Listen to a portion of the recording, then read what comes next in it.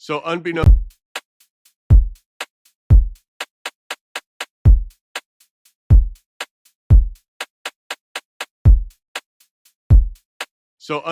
to this poor couple made a spectral sex tape without even realizing it. Pretty much, yeah.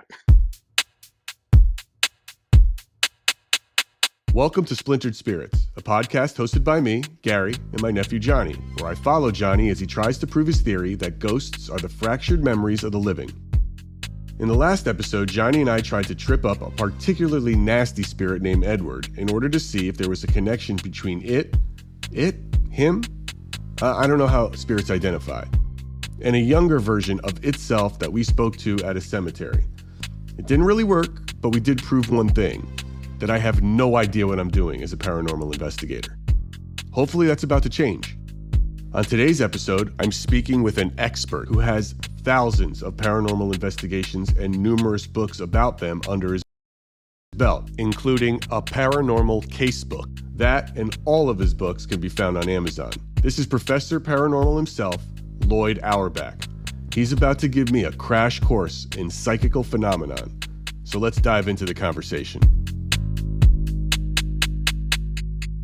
All right, we're up and running. Hey everybody, this is Gary, and I'm here with Lloyd Auerbach.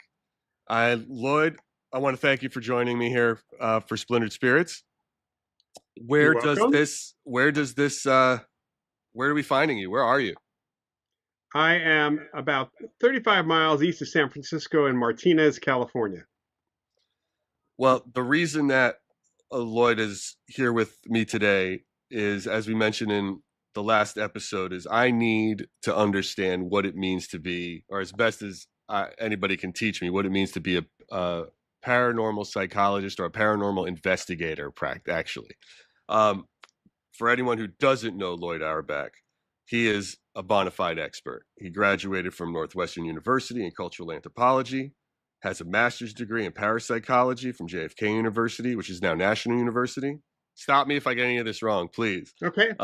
You started conducting investigations into paranormal activity as part of the American Society for Psychical Research in the early 80s, right? Actually, even before that, when I was a student at JFK University. Got it. So we're talking well Late over 70s. 40 years of paranormal investigations. Yeah. I hate to think how old I am now, but yeah. And then you eventually opened your own office of paranormal investigations in the late 80s, 89. And look, you're an expert. You know what this is. So I think I told you what my nephew Johnny does. And I don't know, have you had a chance to look at what he does on TikTok? Have you seen him? I have not. No. Okay, I'm gonna show you some stuff. Okay. So what he does, but I'll tee it up for you. My nephew for the past 3 years has been talking to the dead. He talks to spirits. He started using one of those spirit box devices, and now it's an app that you can use on your phone, where the apps tap into the magnometer on the smartphone devices and transfers those frequencies into sound. That's sort of how these things operate. And he has what come across as real genuine conversations with these voices, with spirits. I've sat in on a few just over Zoom like this, or over a video conference like this, and it's fascinating to me. And it's fascinating to his audience because he has now upwards of 900,000 followers. Mm-hmm. He has a very fun perspective and honest conversation with them. It's not a creepy sort of like, ooh, we're in a haunted place or in a scary place. He's just very forthcoming with it. And I've been reading a lot of your books, especially Ghost Hunting, How to Investigate the Paranormal. And because when I'm interviewing him or I'm talking to him, I don't know what I should be asking. I don't know the right things to say. So let me show you quickly, just to give you a sense of what we're talking about. Here's a 1-minute video of his. I think this one had maybe about 500,000 viewers. Okay. And then you'll get a good sense of it, how this goes. So I'm going to try to share my screen here with you. Well, Yeah. Closer. Can you hear it? Well, I'm here.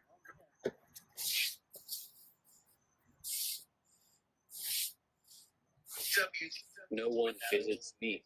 Oh, I'm sorry, John. I'll come Can you hear it? visit more often. Think you'll be okay with that?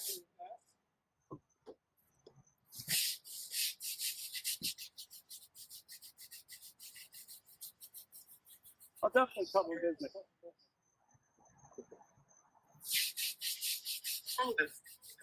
Go away. Like, sir, go away. My name is John, too. Oh, so is mine. How about that, John? John, is there another spirit bothering you here? Did you seem to be pretty friendly with me, but you told something to go away? My name is John, too. Wait. Did you hear that? Yeah. Okay. Yeah. So that is the gist of what is happening in his Okay.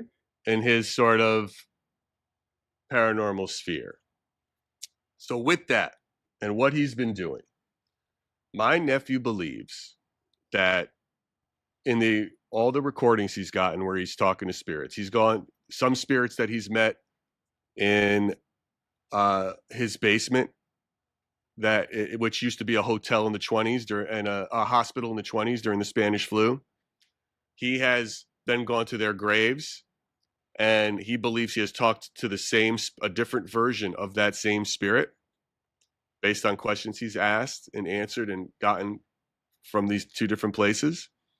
And his theory is that spirits are sort of the scattered memories of the living, their energy, whatever, as you talk a lot about the mind, we don't know what that is. But that energy that's released after someone dies, and it is sort of displaced in these places. So they're not really connected like through, in some heaven or dimension, but they were the memories of the living that he's talking to. That's sort of what he believes spirits are. He's also an atheist. He doesn't believe in the God, heaven or hell. I'm just saying. So he I looks don't at believe it. in heaven or hell either. So Yeah. that's yeah. So when you see something like this or hear what I'm telling you, I'd like to know what you think, and start back because you have a very helpful and good definition of, you define sort of three categories: Mm-hmm.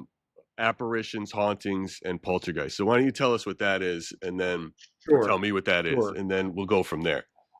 So, based on many thousands of reported experiences, based on investigations that have been done since at least, actually, even before the start of the Society for Psychical Research in 1882, based on the witness testimony, the interactions with psychics and mediums, all of that information. An apparition is seemingly the consciousness of a human being, although sometimes it can be pets. We have animal ghosts too, that are around, stay around for usually a very short time. There are exceptions that go on for decades sometimes, that can interact with human beings. We as human beings are using our ESP to be receivers. So it's a two-way street with apparition, with consciousness. But the personality is much more than you'd ever get with a spirit box. In fact, we'll get to spirit boxes later. And the consciousness seems extraordinarily interactive in some circumstances, in others, they don't care, it seems. An apparition usually is connected to the location or locations that they felt most tied to or connected to when they were alive. Has nothing to do about where they died. And in fact, it is a false assumption to assume that they're going to be in a cemetery for many, many reasons. And there are lots of reasons why when we hear from when people hear from apparitions, why they're sticking around before they move on. The vast majority of people do move on, it seems. Otherwise we'd have a lot more apparitional experiences. But it is consciousness. With hauntings, technically a haunt is a place. And, the example I love to use is the TV show Cheers, because Norm and Cliff were haunting Cheers. We all haunt our own homes. We all haunt places. And the idea of a haunt in relation to the paranormal or haunting is what they call on TV residual haunting. The idea that we as living people leave information behind, and that information kind of is picked up by the living's ESP and played back in various ways. Some people will get it visually, some people auditorily. You might feel something. It's usually very emotional, and almost every adult has experienced some form of haunting, although they don't ever think of it this way. It's walking into a house you've never been in before when you're house hunting, or an apartment, or perhaps someone you're visiting, and it feels weird, it feels strange, it feels happy, it feels sad. You're picking up the emotions of the people that are living there. That's a haunting. Can you share a specific example of a haunting that you've experienced? Sure. Well, that I've experienced or that I investigated? That you investigated, like something that you've been around. Yeah, I mean, I've experienced hauntings myself over the Sure. years, but one of my earliest investigations, which was under the auspices of the ASPR in New York, it was a couple that had moved into this house that was less than 6 years old, in a development that was less than 6 years old in Bedford, New York. And they had been living there for, by the time they called me, almost 6 months. The previous owners were still alive. It was a brand new house. They made enough money. They were young. They got older, and then they moved into Manhattan. They were in the financial industry. So the couple moves in. There are two master suites upstairs. What was reported to us, or to me, was that every night around 3 a.m., they'd be woken up by the sounds of two people making love in the next bedroom. And it was loud, apparently. And this went on. Both the couple kind of experienced it. There were some other things going on relationship-wise for this couple that was reporting it, but effectively they learned that if they walked in the hallway after being woken up, it would continue, but as soon as they crossed the threshold of the other room, it stopped. So they were taking turns turning it off, essentially. All right, so this was going on a very regular basis for them. And again, both of them were experiencing this. I was able to start talking to neighbors. Because I wanted to know if there was anything that other people were reporting. Was there anything in the woods, maybe? Because that part of New York and all of Westchester and all the New York area was very active during the Revolutionary War. And there's Yes, this is where he is. This is where my nephew is, by the way. We'll get back to that's where we're from. I grew up in the White Plains area. Oh, near I'm from Portchester, New York. That's where he is. Yeah. So he's all over that. Okay, right. So I'm very familiar with Tarrytown and the Ledge of Sleepy, all that stuff. Sleepy Hollow, all of it. Yeah. Lookout Road. Yeah. That's where he goes a lot. Oh yeah. God, I haven't heard that in I don't know how many decades. Yeah. So one of the neighbors, the next door neighbor finally, because nobody experienced anything and nobody thought the previous couple was weird, but the next door neighbor, he had just come home from work, and he said, well, the only thing I could say that was kind of odd was in the summer, late summer, in the early fall, in the spring, we have our windows open. We didn't have air conditioners on. And every once in a while, my wife and I would get woken up in the middle of the night by the sounds of the two of them going at it like wildcats. And he points from that bedroom over there. So whoever this couple was, they left a heck of a imprint behind. And so I got the number from this neighbor. I got the number of the guy who used to own the house, who was at that point in his very late 20s, very early 30s. And I called him on Monday morning because I was up there on a Friday and explained who I was. And he was curious when I said American Society for Psychical Research. He says, what are you calling for? And I said, well, the couple who living there seem to think that the house is haunted. And he got very defensive all of a sudden because he thought maybe they wanted out of the deal, even 6 months later. Right. So I interrupted him and it said, what does 3 o'clock in the morning mean to you and your wife? And there was silence. And he said, okay, tell me what's going on. So I explained it, and then he said, "Well, yeah, my wife and I used to get up. He said, I'm not going to go into the story as to why, but it was kind of a ritual for us. We'd wake up at 3 o'clock in the morning and we go at it. I guess we were a little bit loud. So So wait a this minute. couple, So I have to cut you off in here and ask. yeah, You're talking about this house is haunted by a couple that are still alive. that's because a haunting is merely a recording in the environment. It is not conscious. It doesn't interact. It is a recording. It's no Okay. different than watching The Maltese Falcon. Pretty much everybody from that movie connected to it is dead. Almost, I think there's still a couple of people still alive. But they made the movie when they were alive. And people make movies. You're making a recording right now. You and I are alive right now. Somebody could listen to us 100 years from now, and we'd be dead. So a haunting is made by the living, but it can continue after the people are dead. And there are so many hauntings that are reported. Some of the famous ones, of course, are from places that have been around a long time, like Gettysburg. But there are so many hauntings that are reported where the hauntee, the thing, person, or activity that created the haunt, they're still alive and not even living there. Sometimes they're actually living in the same house still. So unbeknownst to this poor couple made a spectral sex tape without even realizing it. Pretty much, yeah. Yeah. Okay. Yeah. That is a great haunted story. And Yeah. okay, and this is super interesting, and we're obviously going to loop back to this definition of this imprinting as we get into what Johnny does here. So, okay, and the last thing is this idea of a poltergeist agent. So poltergeist, even though the term literally translates to noisy ghost, the term goes back to the 16th century in Germany, when people had no clue about any of this stuff and didn't even know what electricity was at that point. So, if we take the evolution of words, do you know that the word computer in the early 20th century referred to a person who was mathematically inclined and computing numbers? No, I didn't. Yeah, I we would certainly never didn't. say that. We would never say that today. Certain Right. words evolve, and starting in the early 20th century, there was a researcher named Nandor Fodor who was also a psychoanalyst, and he started looking at some poltergeist cases from the psychoanalytic perspective and finding that there was always a connection to a person, to a living person in the cases. And then the model was kind of completely formulated and secured in 1958 due to a case on Long Island, where a 15-year-old boy was actually psychically responsible for causing all the activity.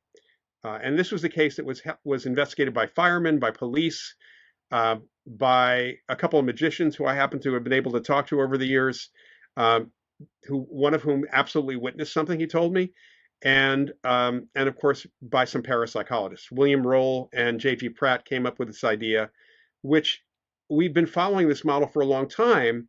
And of course, the stereotype, thanks to Stephen King, is a teenage girl. It is a stereotype.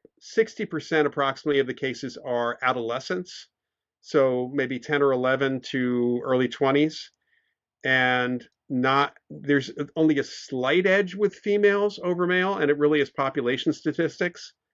But I had a poltergeist case where the woman was 80 years old. So you can how did she manifest? So the physical activity, and this is the thing about poltergeist activity, it's only physical. So it's things moving, things breaking. It can be things floating. It can be appliances turning on and off by themselves, including when they're not even plugged in, which is always interesting. And there's no indication that there is any spirit activity at all. It's all physical. So nobody's having a ghostly experience. You can bring in all the psychics and mediums you want, and they're not going to pick up a spirit. So those are things that we look at. So how we handle these cases, with apparitions, it's communication. With hauntings, we have ways we can deal with the experience that people are having and even the activity. And with poltergeist phenomena, we have to work with the agent. We have to. Got it.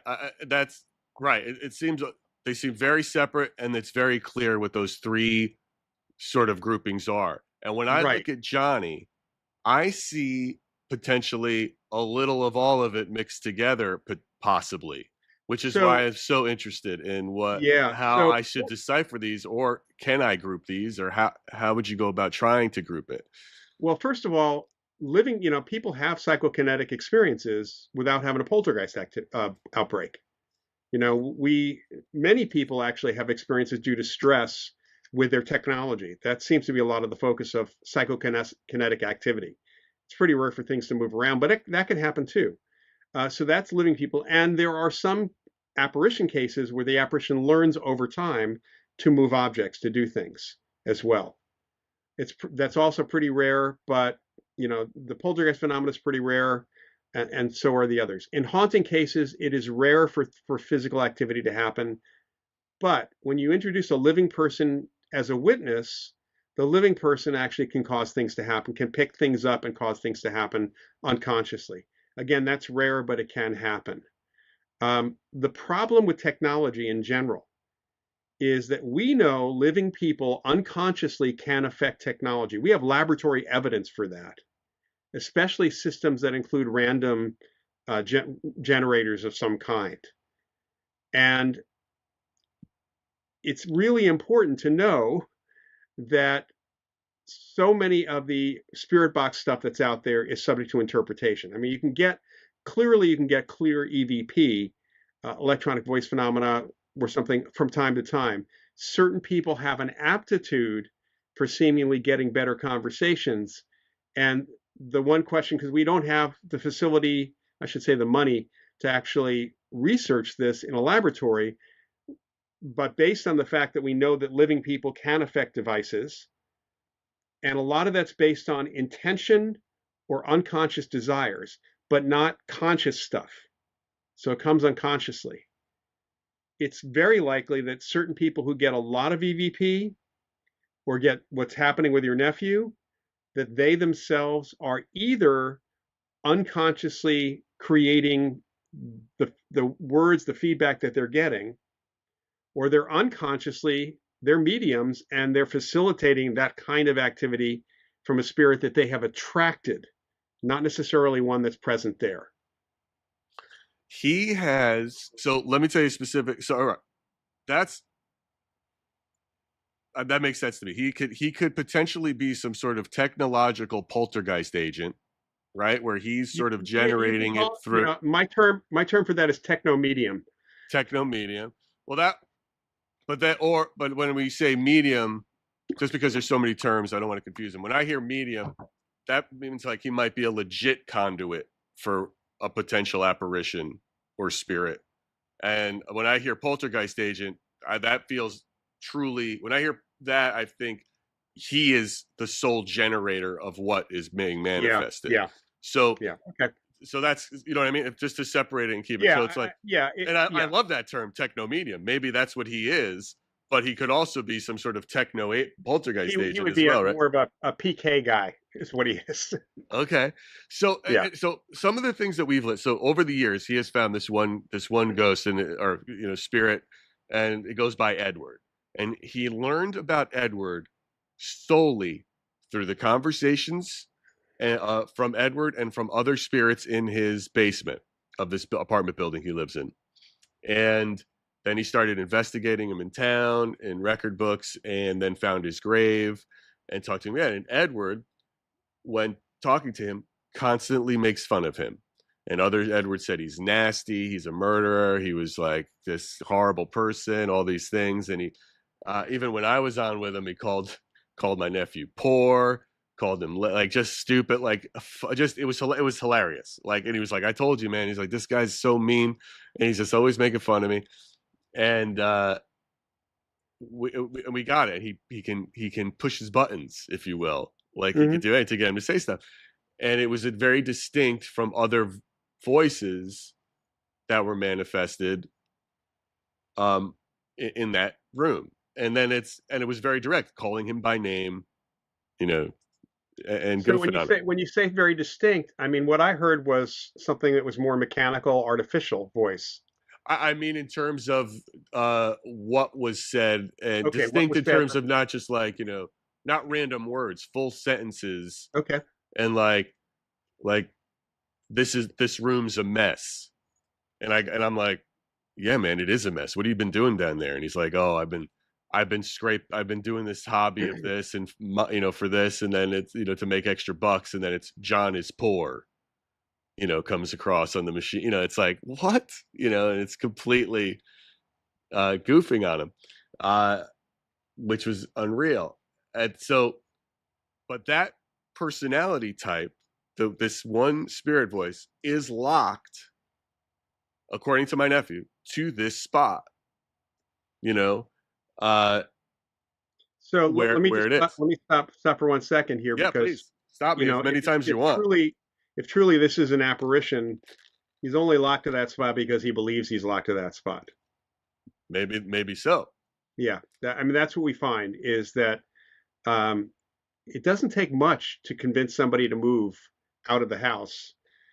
We've done that out of the location, and there's no hard and fast rule that locks somebody there, whether it's their death or whatever. In fact, so many apparitions appear in places that they didn't die, and places where they lived, and they may not want to move on, or they may not feel safe moving on. There's a fear factor, because especially if somebody who might have been a bully or a bad person, like this guy, if he's really a spirit, he might not want to move out of there because he thinks he's going to hell. Whether John believes in hell or I believe in hell doesn't make a difference if the ghost personality believed in hell. That's exactly what John says. He's like, yeah. It's all about what they believe and how they talk.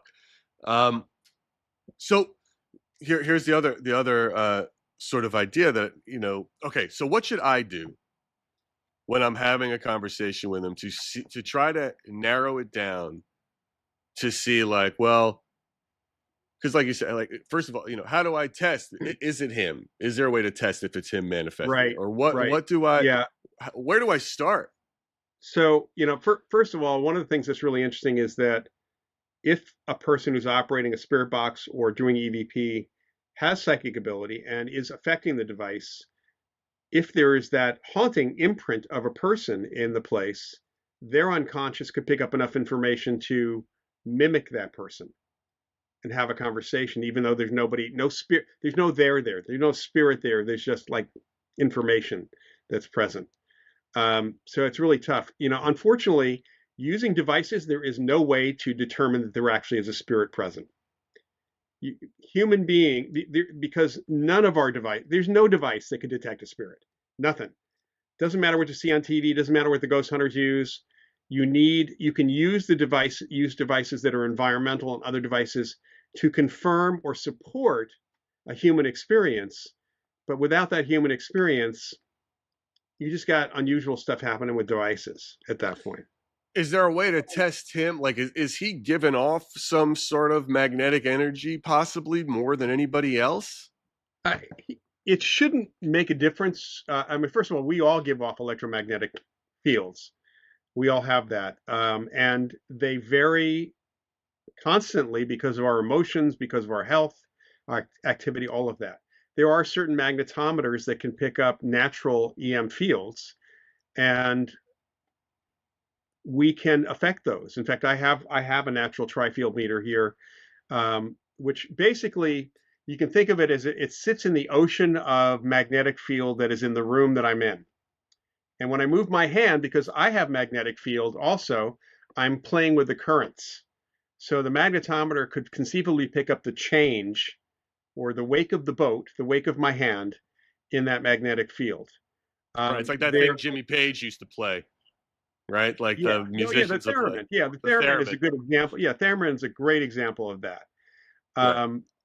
We have a field, so we can interact with certain things, and whether we can interact, there are certain devices like, one of the standards that unfortunately ghost hunters use all the time is this thing called a K2 meter, which is a basic magnetometer, and it's so sensitive that someone getting a text across the room could actually set it off. That someone walking by, depending on your particular magnetic field at that time, you could set it off. A living person could set it off. With my natural tri-field meter, one of my colleagues could not get within 4 feet of the device without setting it off. It puts out a lot of energy of that field. So it really is, whether or not the phone app the magnetometer setting or piece of the phone app, because the basic problems with some of the devices that are in the phones and some of the sensors is the phones themselves put out electromagnetic field. So Well, it really makes it difficult to judge what's going on. It's better to have a separate device. uh, he'll use separate. I mean, he'll use separate phones in his thing just to see what happens with this. I know Yeah, it's the same, but I yeah, mean, certainly when recording or testing him, but it's like, look, there's a lot of copycats of his now, right? Because he is literally one of TikTok's top 200 live streamers. This is always sure. live. It's never a recorded thing, and they try to do it. They're just not doing it. They're just not getting it right. Just because you have it doesn't mean you got it right. Like, Right, I got a right. camera. It doesn't make me Spielberg, and no matter how hard I try with my kitchen, I don't cook like Gordon Ramsay. So So it's I like, would say there's something special about John. That John, in any way, shape, or form, John has something that's either attracting spirits to come to him. There are psychics. I used to work with a couple of mediums regularly. Both of them passed away, unfortunately. But one of them, when we were doing investigation, she would stand outside the house or wherever we were going in and just like mentally put out this idea. And she explained to me what was going on. She says, I'm putting out the word that none of the spirits in the neighborhood should come into the house while we're doing the investigation. She'll talk to them later because that would confuse what's actually going on in the house. She wouldn't necessarily know who's connected to the house and who's not. So it's like another psychic said, it's almost like I turn on a searchlight as soon as I turn on my abilities, and then anyone in the vicinity gloms on and comes in because they have somebody they want to talk to. If you've seen the movie Ghost Town with Ricky Gervais, I I recommend haven't. this. It's a great All right. ghost movie. But he suddenly he has a near death experience during colonoscopy, which is not proper, but he does. And all of a sudden he can see ghosts, or he can see these people, and they realize, all these people in New York City that he's walking by realize he can see them because he's like getting annoyed with them, and they start running after him because they're all ghosts. And they all can figure out where he is because he's got the searchlight on. So Got it. John may be putting that out there, and these other folks can't do it. So whether or not he is, because of his intention and desire to have these conversations, whether he's doing it unconsciously by himself, or whether he is attracting someone and acting sort of as the intermediary for that, or just So simply attracting them. right, yeah, okay. Now we went and we talked about the problems with the tech. So then where does that lead? Like, what would you do? What should I do? So how do I test to see what it might be? What is a practical approach, since technology is too iffy? Yeah, I mean, the practical approach, first of all, is to find it's for him to go, or for you to take him to some place where there is a good record of human encounters with an apparition, interactions, and maybe not even tell him what the story is. Just tell him you're taking him there, and you should talk to whatever witnesses you can to get their stories and do a little research on the place. Preferably not one of the places that have been on TV, but you can't always avoid that. I can recommend a spot you might try um, in a moment, but once you do that and he starts getting messages, you can at least compare that against what the other people have experienced.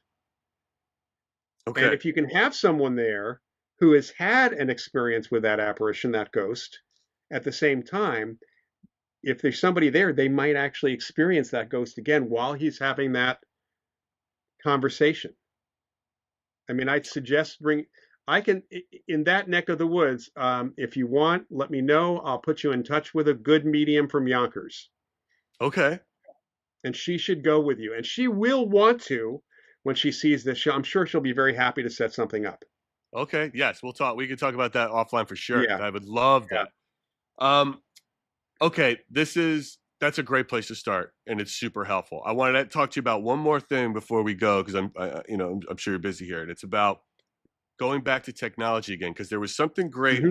when I read in your book that I found really interesting, and that really speaks to his theory, which is in hauntings as well. but this idea of imprinting on the environment. And even in the story you told, his belief is obviously that energy gets dispersed and sort of they settles in these places that were important to them or the memories that they had and where, and that's why they're dispersed there. But you had talked to us, you brought up something once about um, in your book about using possibly even like an EMP or a magnet that erases tapes to possibly erase the ghost. And I'm wondering if I should try that to get if he believes it's energy, is that a way to test, like I'm talking to someone, we turn this on for a few minutes and now it's gone. Is that It, a it's a possible. possible Yeah, yeah. is I that a mean, well, first, plausible test, I guess is the question yeah. for you. Well, what the biggest issue is if there is an imprint that's causing, the idea of memory. So really, you're talking. He and I are talking the same thing: memory or information, because it's information, Hmm. right? We leave information everywhere we go. But the problem is that information is not conscious. It's not going to have a conversation. That's the problem. So if you start having a conversation with memories, memories can't. They can only have memories. They can't have a conversation with you. They can't respond to questions. Okay. So so that's why I say that if he's picking up that information, those memories, and he's unconsciously projecting what kind of answer that person would have given, that is possible. But yeah, you can. We've used a bulk tape eraser. It's the kind of thing that you erase, Yeah, I audio remember and video tape. Right. Yeah. back in the Uh, day, we remember because back in the day we all used tape. right. Right. And I actually have now, I have to say that we have no reason or understanding of why using that will get rid of a haunting. One of the things that one of the reasons why ghost hunters are using magnetometers is because they saw us using magnetometers, but we were using magnetometers to determine what's going on in the environment when someone has an experience. And we have found, many of us have found correlations between the spot that someone's experiencing something. So if I had had a magnetometer at that case I talked to you about with the couple who left that sex tape behind, I Right. would not have been surprised if I walked into that bedroom and I had a higher than background reading only in that bedroom. Once Right. I eliminated all the electrical, wiring and everything else, because you have to do that too. So in cases like that, we will use the bulk tape eraser, or I started using little small, maybe not even so small. I've got one right here. These like coin magnets they're called neodymium magnets or bullet magnets sometimes. I actually use slightly smaller ones than that. And I'll leave them behind. They're so cheap for me to buy, so I'm happy to leave them behind as long as they don't have a little kid or a dog that Sure. might feed Right. them, Yeah. Right. right? In which case we have to put them really high. But we'll put them on the baseboards where the nails are, and that seems to change the reading, and it shouldn't. The bulk tape eraser, honestly, should not change the reading, but it does. So this is that's a mystery within a mystery, you might say, Sure. No, we it's have. But if it I works, it works, and you might try what that. what's really here's what I'm finding, as I mentioned before, like or going back to what you said, like the tech medium or this or PK or he's a tech poltergeist agent. He's sort of creating a spirit AI if he's that Yeah, because he it's may like if be. it's Yeah, where it's like you know write this in the voice of this and he's picking up this memory and he might be the guy converting it yeah. into this projection of what it would say, right? Which is basically what AI is doing with, So I need to get you. I'll get you a link to the website for this, which has some of the write-ups of this experiment that was done back in Canada in the 1970s. It was the Philip experiment. There's actually okay, video on YouTube. It's Philip with one L. The Philip experiment. The Philip uh, group is another one you can do. Conjuring Up Philip is the name of the book, which is out of print, but you can find copies of it. So this group of researchers got together and they made up a ghost. They made up a name. They made up a history for the guy. The only thing that was even historically accurate was they placed him as having lived in this existing castle in England at some, back in the 16th century or 17th century. So that was the only thing that was true. So they started doing seances to try to contact Philip. And they wanted to get like table levitation. They wanted to get wrappings in response. This is the pre-technology thing. If they had spirit boxes, they would have used those. Right. And they started getting wraps on the table, and occasionally the table would, levitate. Other physical things were happening. There was no Philip. This was the group consciousness. This was them causing this to happen. One of the videos, and I think it's still up, what they did at a TV station where they took a card table, they flipped it table side or surface side down on the floor, so the legs are sticking up. They were still getting wraps. And I don't know how in the world you could possibly do that, because you can't get under the table. You'd see them, you could fully see them. Nobody is knocking the table for that. So that's all right. That's all PK related. So it's this, what he's doing may be an extension of what the Philip group did. So I can get to that. I would love to take a look at that. Yeah. Certainly love to take it. But it's also this. It's like I haven't really heard anything that sort of can totally disprove what he's thinking it could be. It's just maybe how he's deciphering it or picking it up. And there's really no way to ultimately prove, it seems, unfortunately. No. Well, that's why you want human witnesses. So if a medium or somebody else sees a spirit there at the same time this is happening, I guess you could say we push the needle more towards him. Right. That's that's just bananas to me, by the way. It's like could my nephew be a medium? For God. I mean, it really is something else, man. And it's like, but I mean, dude, Lloyd, some of these videos have over 20 million views, and some of the voices, if you go and go to TikTok, check out Santa Paranormal, and you'll see like some of the voices are different. Like he was cleaning a little girl's grave, and it was like cleaning my grave, and it sounds like a little girl, and it's freaky. I mean, it's like he's talking to her, and it's like, "What's your name?" "My name's Mary." She says it. It's just like it's a whole. The thing is, first of all, if it's going beyond the scope of what the app can do, that's important to know. Like changing the voices, and that's not part of the app. That's one. I don't know if it's part of the app or not. To be honest with you, I can't predict them. It could be just something that it does, like it randomizes. But if it randomizes, it's randomizing correctly to match what he's And again, it's tough without the human experience, the human witnesses to know that. Especially, honestly, the last place that we would ever expect to find spirits is a cemetery. Well, the reason he believes that they're there is because of the loved ones left behind who have visited there.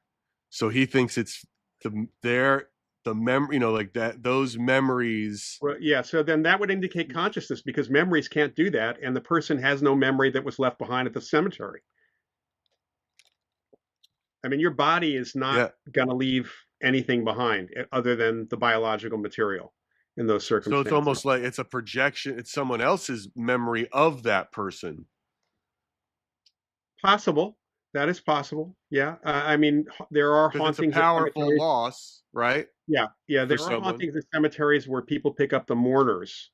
They don't pick up the dead. What is that? Deceased. What do you mean by that? What's some pick up mortars? So people who go to the funeral are in grief, and they leave their grief behind.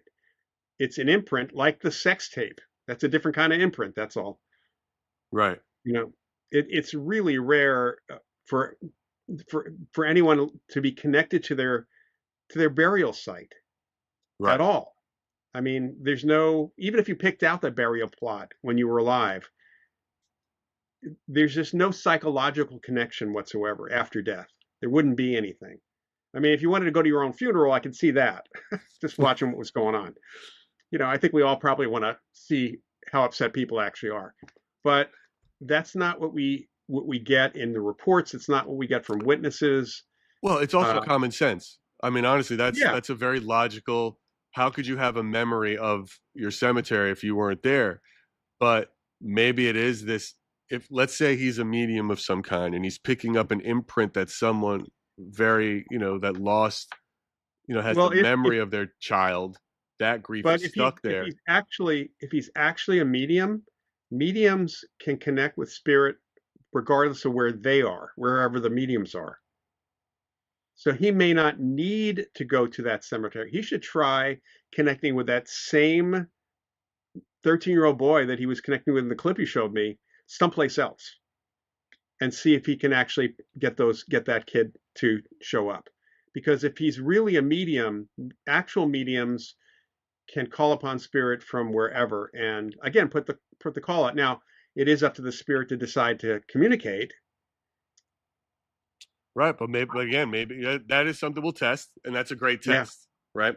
But it also might be that he's some sort of a medium for hauntings, where it's he can connect to this haunting and then Fill in the blank.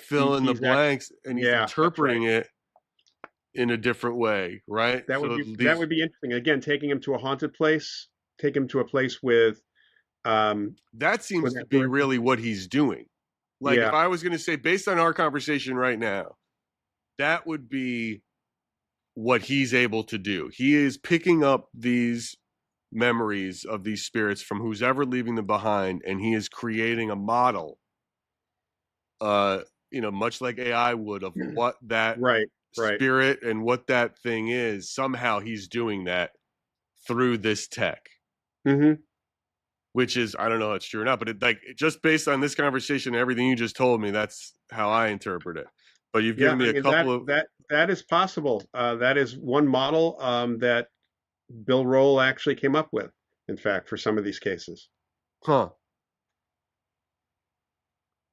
I will, and so, all right, we're leaving at this. It's like, okay, we should find a haunted place that he has no connection to and see what he gets. Is a great test. Human witnesses. For that, see how that matches. Potentially get a medium out there with him, see what happens when the medium shows up. Magnets, to see if we could possibly erase anything, to see if there is a magnetic field connection to what we're thinking, with energy left behind.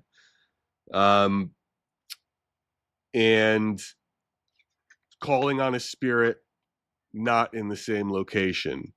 Yep. To see if he has the ability to call upon them and do that. That is a very fine starting place for a noob like myself to, just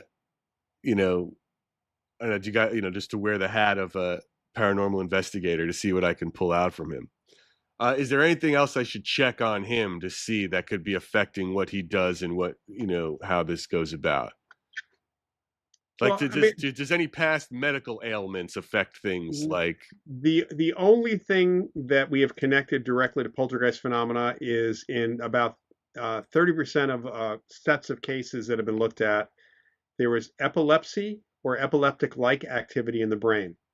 So not always epilepsy, but epileptic-like activity. So that's in a percentage of the full-blown poltergeist cases. The reality is that we all have these minor, I call them mini poltergeist events happening, especially with technology. You're under stress and you're trying to do something on your computer and your computer is acting really, really weird, or your printer won't print, or your phone goes out for no apparent reason. And once you calm down, it's all fine. Those are very, very common reported events. There are other kinds of physical movements or physical things that have been reported when people are stressed. So we all have some of those experiences, and most of us don't have any sort of neurological issues. But in the full-blown poltergeist stuff, then we do see some of that. Okay. I would not say he has to go in for a brain scan at all. Okay. He might, but not for this. Let me tell you. Okay. He's my boy. I love him. He might need it, but he's got, it's he's killing it out there. But it's this is great, man. Lloyd, I can't thank you enough for participating in this, for talking to me about it. I truly appreciate it. It is really, really helpful. Good. Well, keep me for posted. me to understand it, and I will absolutely keep you posted. Thank you so much. You're very welcome. That was Professor Paranormal himself, Lloyd Auerbach, who was kind enough to give me a crash course on psychical investigating and some action items to work out with Johnny in the weeks to come. We all got a lot of information today, but if there's only one thing to remember, it's this. You do not need a video camera to record an amazing sex session. A really great bang might just imprint on the universe. #goals. Thanks for listening to Splintered Spirits. Come back next time for more conversations with me, Johnny, and the ghosts as we start putting these tests to work.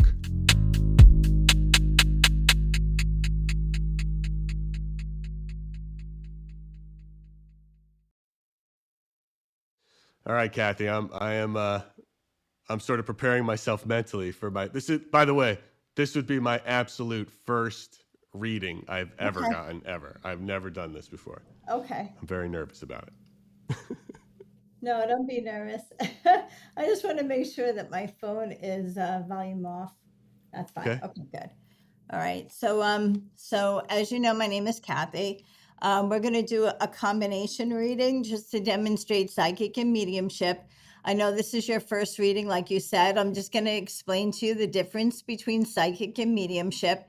Psychic is past, present, and future, which means it's your life, past, present, and future. And then when I do mediumship, it's going to be connecting with those that are in the afterlife.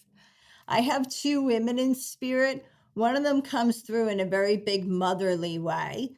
She connects with you, but I also feel like she connects with your wife's family. She's very much like this, like she wants to touch her hair or fix her face.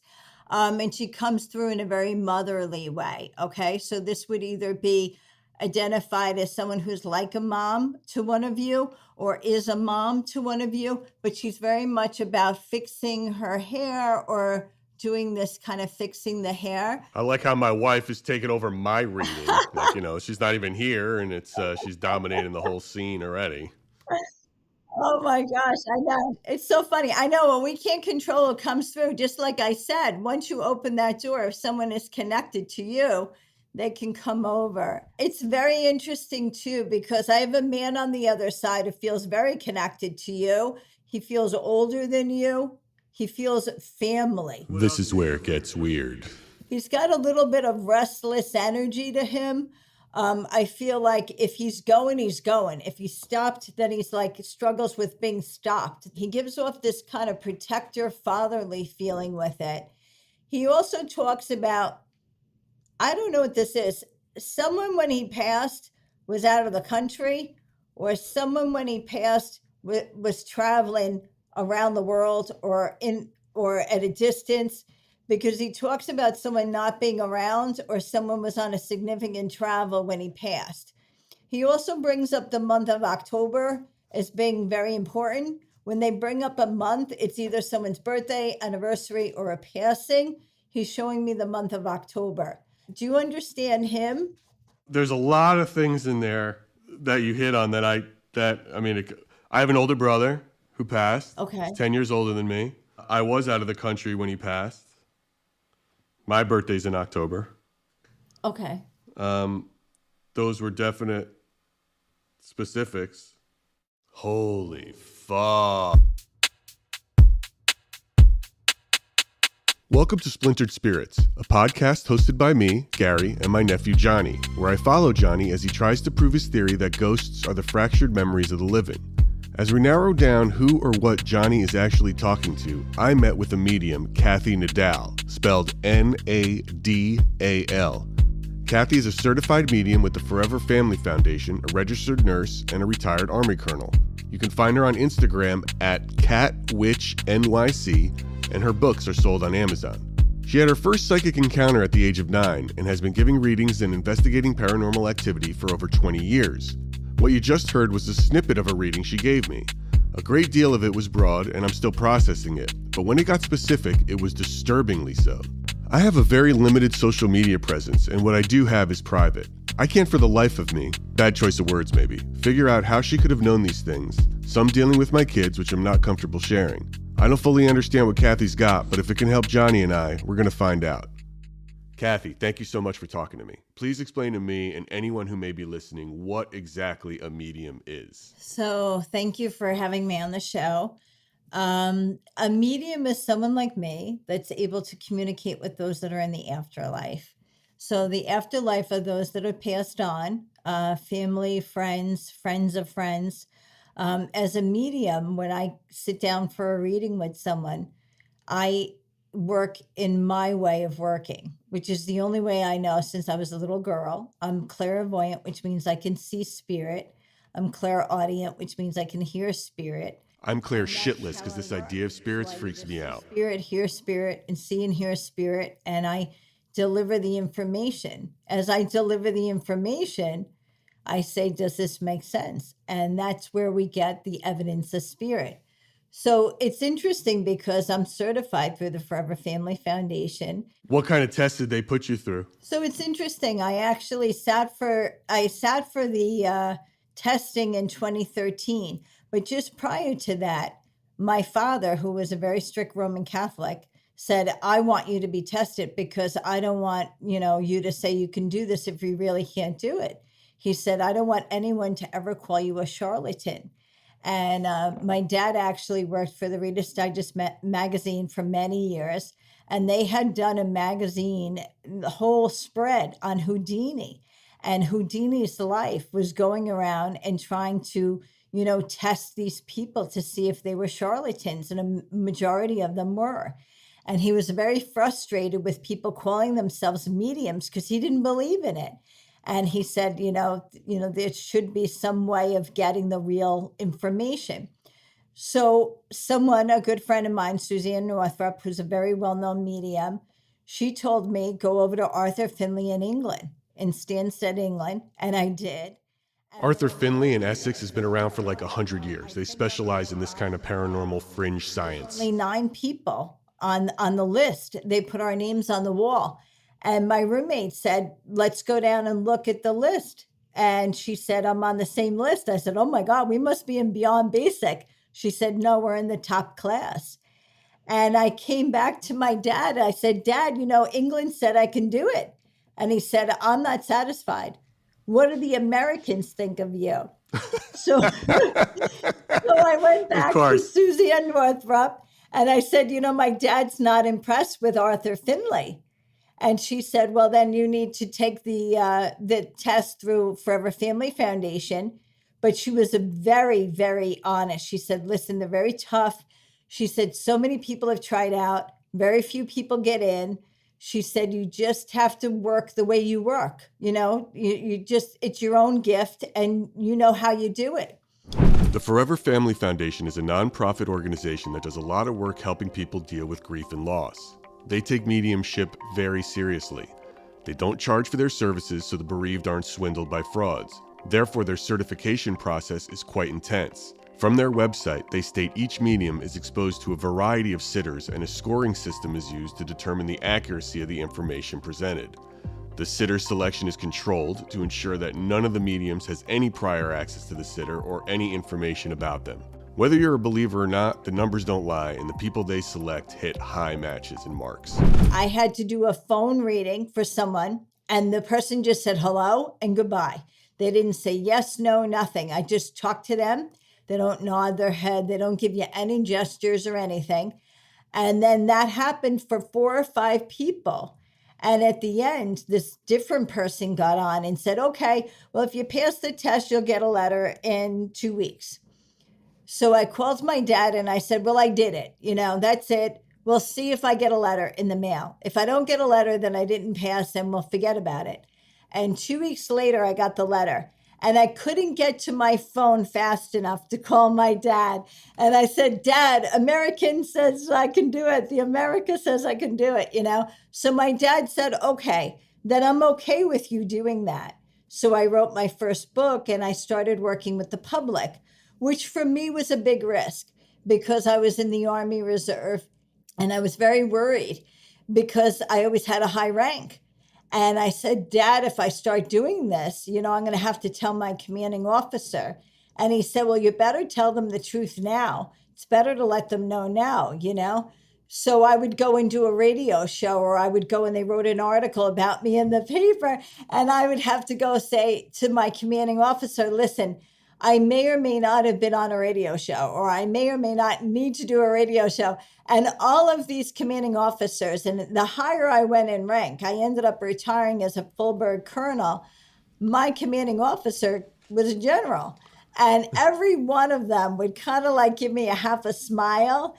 And then they would shrug their shoulders and say, okay, you know, as long as I wasn't giving out any dark secrets of the military or any Right. special operations we were doing, they were fine with it, you know?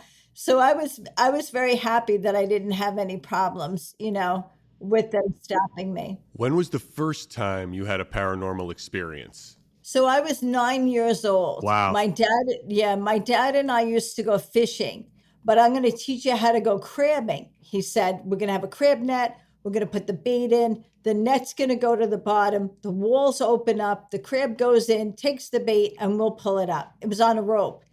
And I said, okay, I got it. And there was a bunch of little boys on the dock that day. So my dad walked over and he was kind of coaching them. And the minute he walked away, I heard so clearly, pick it up, pick it up, pick it up. And I said, oh, I better pick it up. So I started pulling on this rope. And he turned around and he started marching back to me really quickly. And he was like 6'2", you know, and I looked and I said, oh my gosh. So I launched it out of the water. And it was the biggest blue crab that day on the dock. And all these little boys came running over.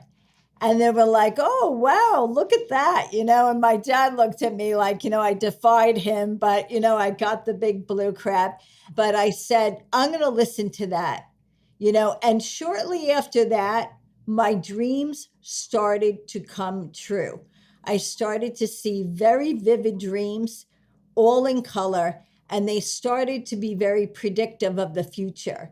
So I thought, geez, you know, I'm best friends with my dad. I'll just start telling him about the lady across the street. And then I think the lady across the street's going to die because she was standing out of her wheelchair and the cat that is already in heaven, the cat came running up. So, you know, this is what's going to happen.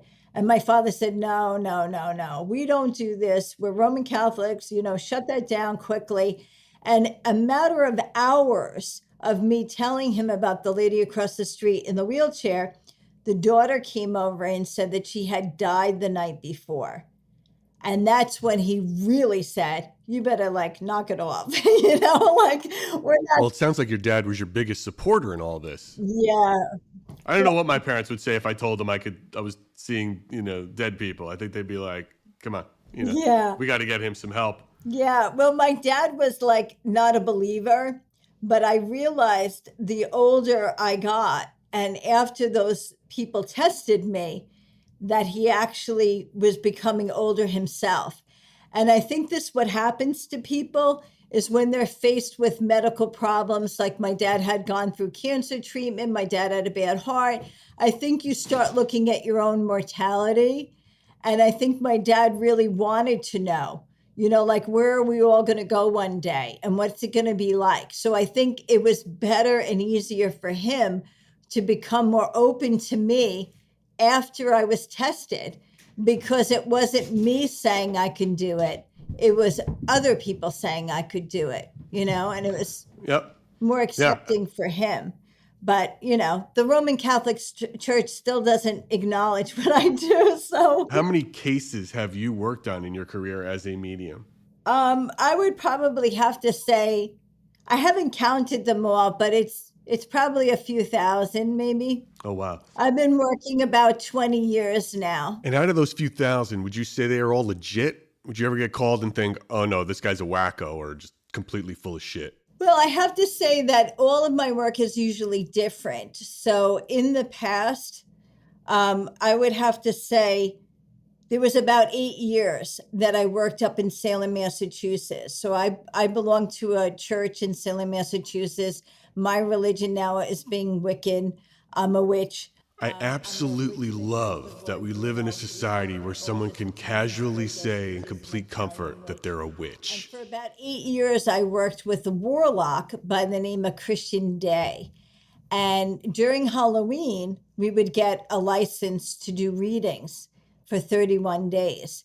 And that was really tricky. Some of these people are out 12 hours of the day walking around Salem, having a cocktail and dressed up in costumes where their eye is coming out and, all sorts of gory outfits and stuff that are going on. So we had a couple of tough situations in Salem because, people are drinking and whatever, Right. So those scenarios, every time we go in a public environment, even on my website, I advertise that this is for entertainment purposes only. Because believe it or not, in the state of New York, it's still a real law that doing psychic readings or fortune telling is against the law. Oh, no kidding. Yeah, so it's still a New York state law. It's a very old law that's still on the books. New York State Penal Law 165.35, fortune telling is a Class B misdemeanor, and one can serve up to 90 days in jail and pay up to $500 in fines. But people, that's one of the bigger things. When I'm in an environment that I can control, like a personal reading or a house party, I can't read for people that are, partying to the max because, Halloween was a different scenario. The other thing you were asking was paranormal investigations where I've gone into locations. Is that what you were asking before? Can you talk about a specific case that really moved you and really was like, this is a different level? For mediumship or paranormal? Either. Yeah, I have to mention the Spirit of Thomas Paine.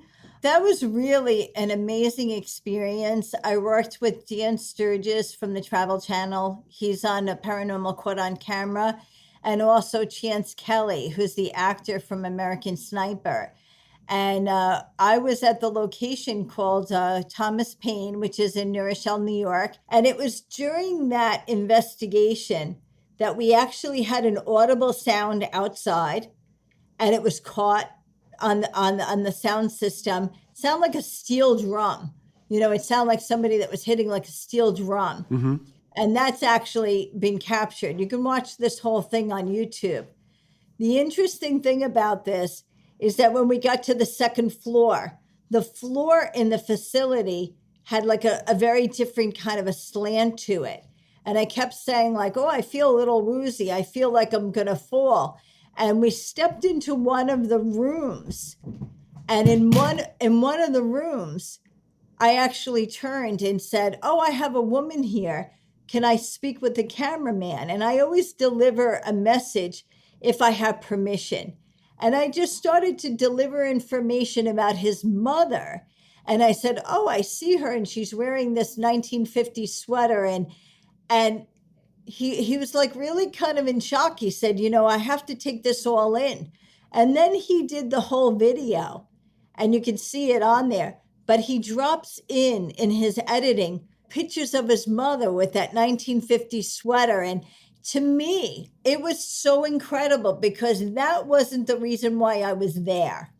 The reason why I was there was to do this Thomas Paine investigation and talk about, the history and going back, into time. Sure. His mother's spirit was so strong that she was coming through to make sure her son knew that she was fine. And, after that production was done, I was really surprised the strength and the power of the afterlife.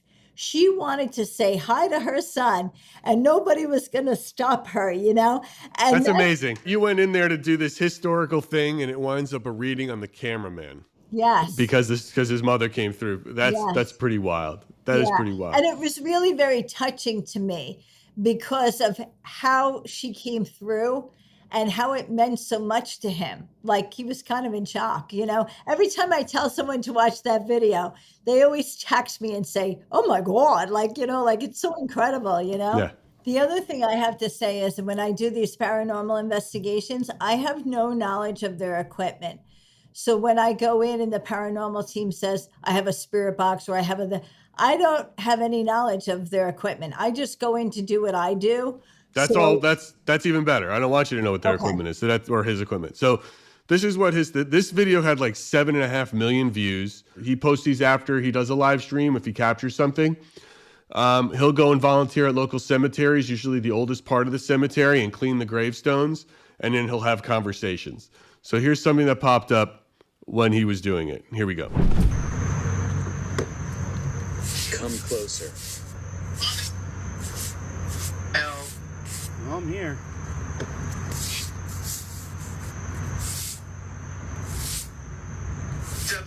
No one visits me. Oh, I'm sorry, John. I'll come visit more often. If you'll be okay with that.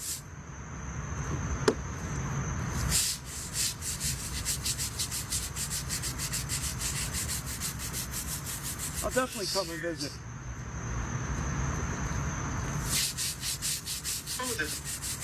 Go away. Oh, I just heard go away. My name is John, too. Oh, so is mine. How about that, John? John, is there another spirit bothering you here? Did you seem to be pretty friendly with me, but you told something to go away? My name is John, too. Oh, wait. That's sort of the gist of a lot of the things he does. When you see something like that, what does your gut tell you? Well, the first thing, not even seeing it, but hearing it, my theory from what I've seen of your nephew is he may have spirits that are following him.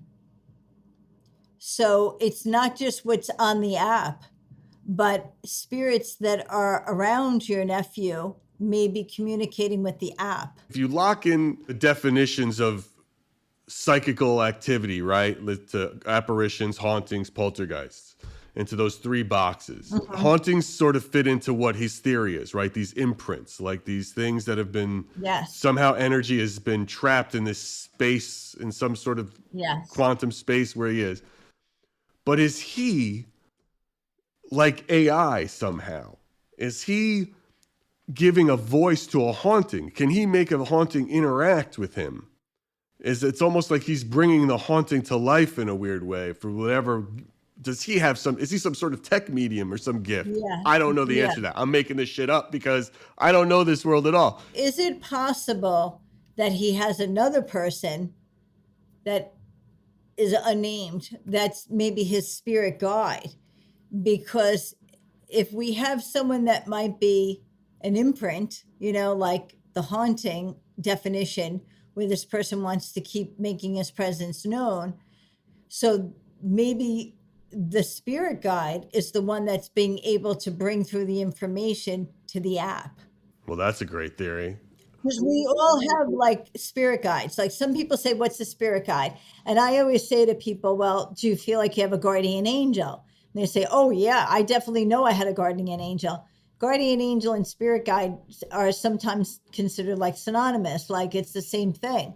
So if your nephew has a spirit guide, maybe the spirit guide is the one that's being able to translate those messages for this haunting spirit. Kathy, what would be the first thing you would do if you were to sit with Johnny in this basement? Well,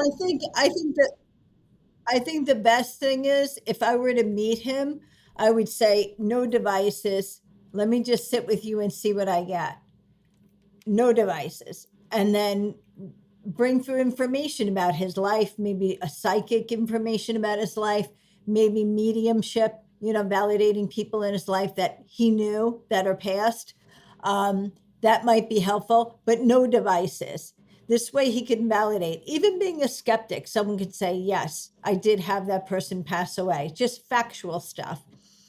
And then meeting with him and turning on the devices, if they're phones or apps or whatever, and then asking, have him talk to it and say, what do you want to say to Kathy? Because those spirits don't know me. And if, I never, my intention is always good when I do paranormal investigations. I don't poke the bear or anything, but it would be interesting to see their take on me. Do they see me as a friendly force, Or do they see me as somebody that shouldn't be around Johnny? Like maybe I'm a threat to Johnny. Well, I'd certainly like to see you in the space without any devices just to see if you're getting a vibe. Yes. Yeah. Do you think spirits are standalone ghosts floating around? Like they are. I'm using the word floating around. I just don't know what else to say, but I'm just, Yeah. if they're floating around ghosts, or is it more likely that it's this energy that lands in places that is formerly important to them somehow? Or is it a combination of both? What have you discovered and what do you feel it is? My experience as a medium and doing paranormal investigations is I have seen both. Okay. So I've seen the ghost that's there and then it's not. Like I actually saw that in a home where I literally saw someone who looked like, wrapped in like orange robes and stuff. And I'm like, oh my God. And like nobody else saw it. It was like right there, solid. It didn't, it was like right there and then it wasn't, and that to me is more like ghost. Mm-hmm. The other stuff where I did a paranormal investigation at the Chance, which was a rock and roll club in Poughkeepsie, I literally went down to that basement. I told them all about a fire that had gone on. I told them about a wall behind a wall. All of this stuff was validated. That to me is more of the imprint stuff. It's me coming in many years later and talking about something that I can see as if it was still happening. Nobody else can see it, obviously, Right. but I can go right to the wall where something happened. That to me is the imprint stuff. So I think it's a combination. I would love to have you, if you're open to it, go to one of these locations so we can narrow down, and use a process of elimination to figure out what the hell is going on with him and this. Yeah, I agree. I can't speak to the apps because I have no knowledge of any of that stuff, but I would be very interested in doing it plain with no Yeah. and then with, because I think the comparison of that would be very telling. So do I. Kathy, thank you so much. I mean, this is really enlightening for me. This whole world to me is like, if you had asked me 3 months ago before I started getting into it, then I'd be like, you guys are all nuts. And this is crazy. And then the more I'm with him and how it's going, it's like, I'm like, what is going on? And who's to say what's going on? And why is it happening? Yeah, I can't wait to see what goes on. I'm like excited about it because I think it's interesting. I think the whole concept is interesting. I think that's probably why he has a lot of followers, because a lot of people are hungry for knowledge. A lot of times we may feel we believe in something and then we're not sure if we really do or not. And I think that's what's going on with your nephew right now. I think he wants to believe, but he's not sure what's going on. He believes it's something, but he just doesn't know. He's like, look, these are spirits. They're talking to me. This is what they got to be. It's great. Anyway, you're absolutely right. Kathy, thank you. Thank you. Kathy proved to me, for whatever that's worth, to not only be experienced, but credible. If there are spirits surrounding Johnny, I am convinced she'll be able to pick up on them. Let me be clear, she's not getting paid for any of this. We don't have any money. And this recording was done before we even launched, so there's no mass audience to impress. Kathy has no reason to lie. She's here because she believes in the work and has a natural curiosity about the afterlife, like we all do. In our next episodes, Kathy gives Johnny a reading and we introduce her to nasty old Edward. You won't want to miss those. Thanks for listening to Splintered Spirits, and we hope you'll be back for more conversations.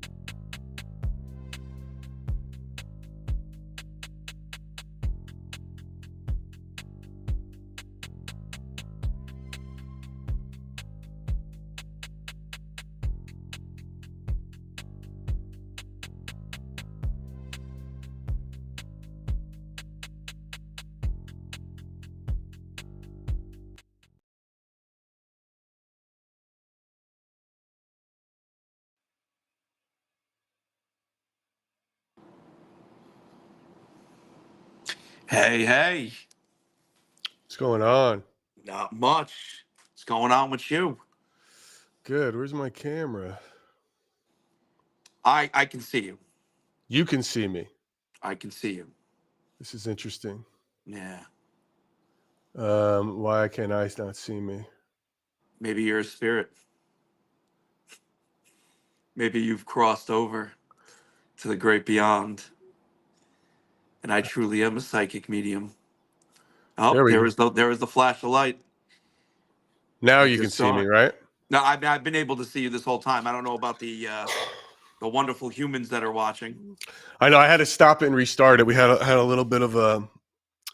I noticed I'm going to run. I was running it at a too high of a resolution, which Yeah. kind of caused it to break up. So I had to lower that. I didn't notice it was that high.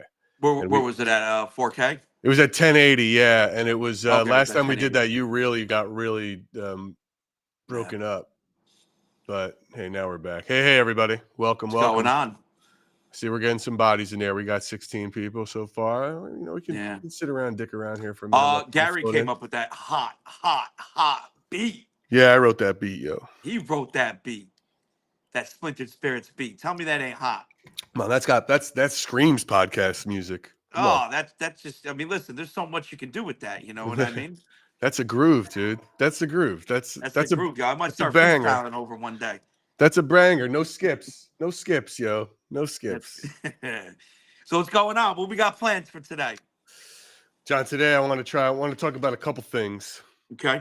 I want to talk about, because I'm really getting into this next couple episodes. We just talk about, our whole thing is spirit communication. And I want to, I've been talking to a lot of mediums. And we've met a few, we met Kathy. I met Kathy's teacher. That's the next episode in about a week and a half is with someone who taught Kathy. Just hearing what their perspective on spirits are and energy. I'm also we've got an interview with the founder of the Forever Family Foundation, how they examine and critique mediums, because they are no joke. They really go through a hard, rigorous process. So they're believers. I'm very curious to hear how he looks at communication and energy. So now, you know what, and just so everybody knows, Gary is the one that, gets these guests, makes the contact. He interviews a lot of them, without me being there. So Gary, let me ask you something. Yeah. Coming from, your angle, of the skeptic. Yeah. Like, what is it like interviewing these people? Like, and like, learning about what they do and, how they react to things. What's that like? Well, first of all, remember that I know you. Yeah. So it's really like there's nothing they could do to shock me or say. Yes. So it's like, yes. I mean, so I've been like, now that I'm sort of been in this with you for a few months, look, when did we start doing this? We probably started getting into this around Thanksgiving of last year, right? Maybe a little sooner than that. Yes. Where I really started diving in. So it's like when I hear them talking, I'm just sort of, it's like, okay, because I haven't talked to anybody who comes across as a wackadoo. You know what I'm saying? Like, oh, you know what I mean? Like yeah. Everybody seems very down to earth. Yeah. Like, I find like, how would I say that? I don't know how to say this. Look, I'm sorry if it's slightly political, but I don't care. But it's like someone who believes that, Democrats are baby eating lizard people are crazy. That's a crazy person, right? Like, that's a crazy person. And these people who believe in spirits are not. The things they're saying, because they're all coming from a place of just like curiosity. It's not, it's curious, and they have faith and they believe in something. But it's not when you said that about crazy. the baby eating lizard people, everybody probably watched our eyes to make sure they didn't blink sideways. Yeah. But you know what I'm saying, right? I mean, it's like we're dealing. Yeah, no, I know what you're saying. And I know exactly what it's you're like they all come from a place of,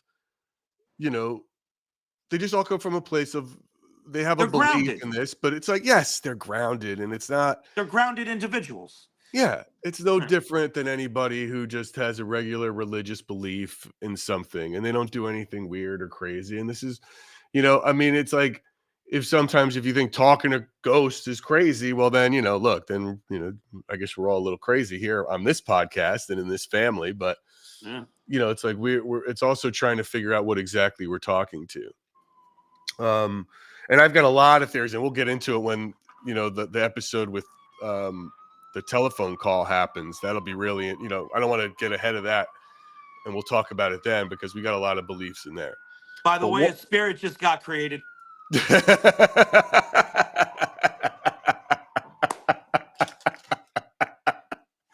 Dude, that's great. That's great. Every time a siren rings, a spirit gets its wings. Yeah. Instead of a bell ringing and an angel getting its wings, Right. every Right. time a siren It's more rings. like a siren. Yeah. Right. They got that backwards. That's nuts. But, one thing I want to try today, John, because we've never done this. We've never done it. And it's I've never turned on the ghost app. I'm gonna turn it on. Yeah. I'm gonna do it. I'm gonna turn it on. But I want you to talk a little bit about your what QDE is, because the only way this works is sort of your whole thing Is through QDE, what we're Yeah. trying to do. So what we're actually going to do today is my uncle is going to fire up Vox, right? You're going to use Vox? I'm gonna use the radio one, whichever one that is. Vox. Yep, that's Vox. Okay. So he's going to fire up Vox.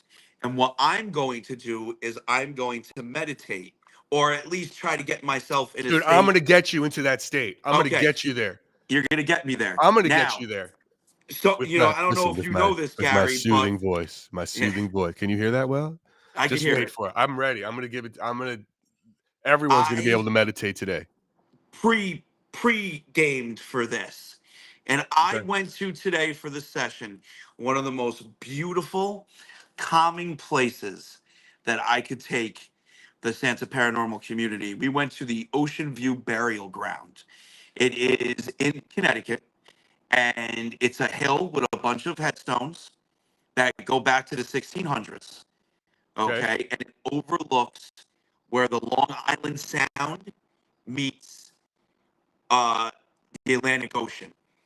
And I mean, at one time, I even saw like a pot of whales, breach the water over there. Like it's a beautiful, beautiful place. It is so calming and just relaxing, and it really got me in a very relaxed state already. I'm feeling good. I'm not, I'm just chill. So All right, good. Hey, is John breaking up for everybody, or is that just me a little bit? Is it all good? We just had a little bit of a disturbance in the force. yeah, your mic crackled a bit, and that was it. Okay. It seems to be. It's still All right. actually doing it now. Yeah, that's interesting. Yeah. All right. Well, I don't know how to fix that. We'll just have to roll with it. That sounds like a connection issue with your microphone. I know, but it's weird. That's weird. Make sure. All right, it's not too bad. It's not too bad. All right. Yeah, you're a little. All right. Okay. Hopefully, how do I sound though? It's more important that I sound smooth. I got to sound like Barry White to get you in the mindset and in the zone. Are you ready for it, dude? Are you ready? Wait, I'm gonna put these on. Actually, you know what it is? Do me a favor. Talk. Don't go up to the microphone. Talk normal.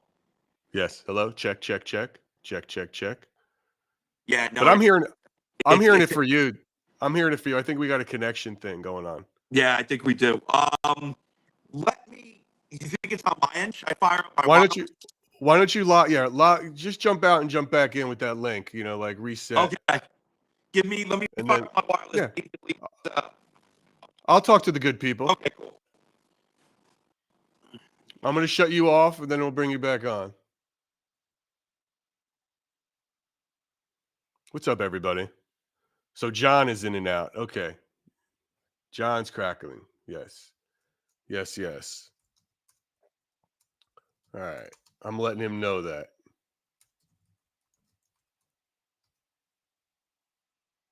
All right. I'm going to send him a new link. because we got to keep it smooth. If we're going to have him come on and we're going to do this right, it's got to be smooth.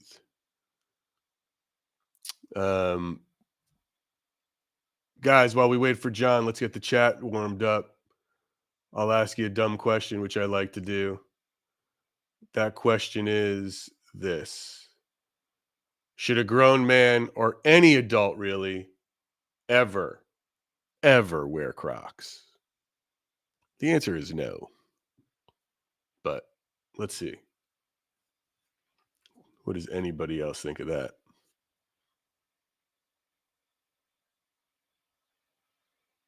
What do you guys think? Oh, Crocs are fucking stupid, people. And if you're like a guy, like, you know, it's the only thing worse than Crocs on a dude is like jeans and flip-flops. Anybody who wears jeans and flip-flops like an adult man, you're kind of asking to be like, you know, you might as well wear a t-shirt that says Gary and I'll never be friends. All right, I like it. A lot of no's. A lot of no's.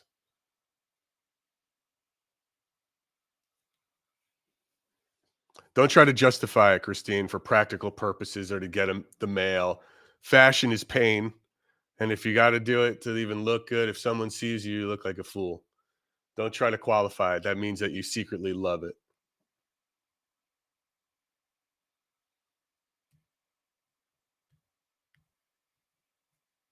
You know what I mean? Come on. Socks with sandals are stupid. Agree. Totally agree. They're really bad. Crocs are fine. Oh, Jesse. Jesse. Why? Why?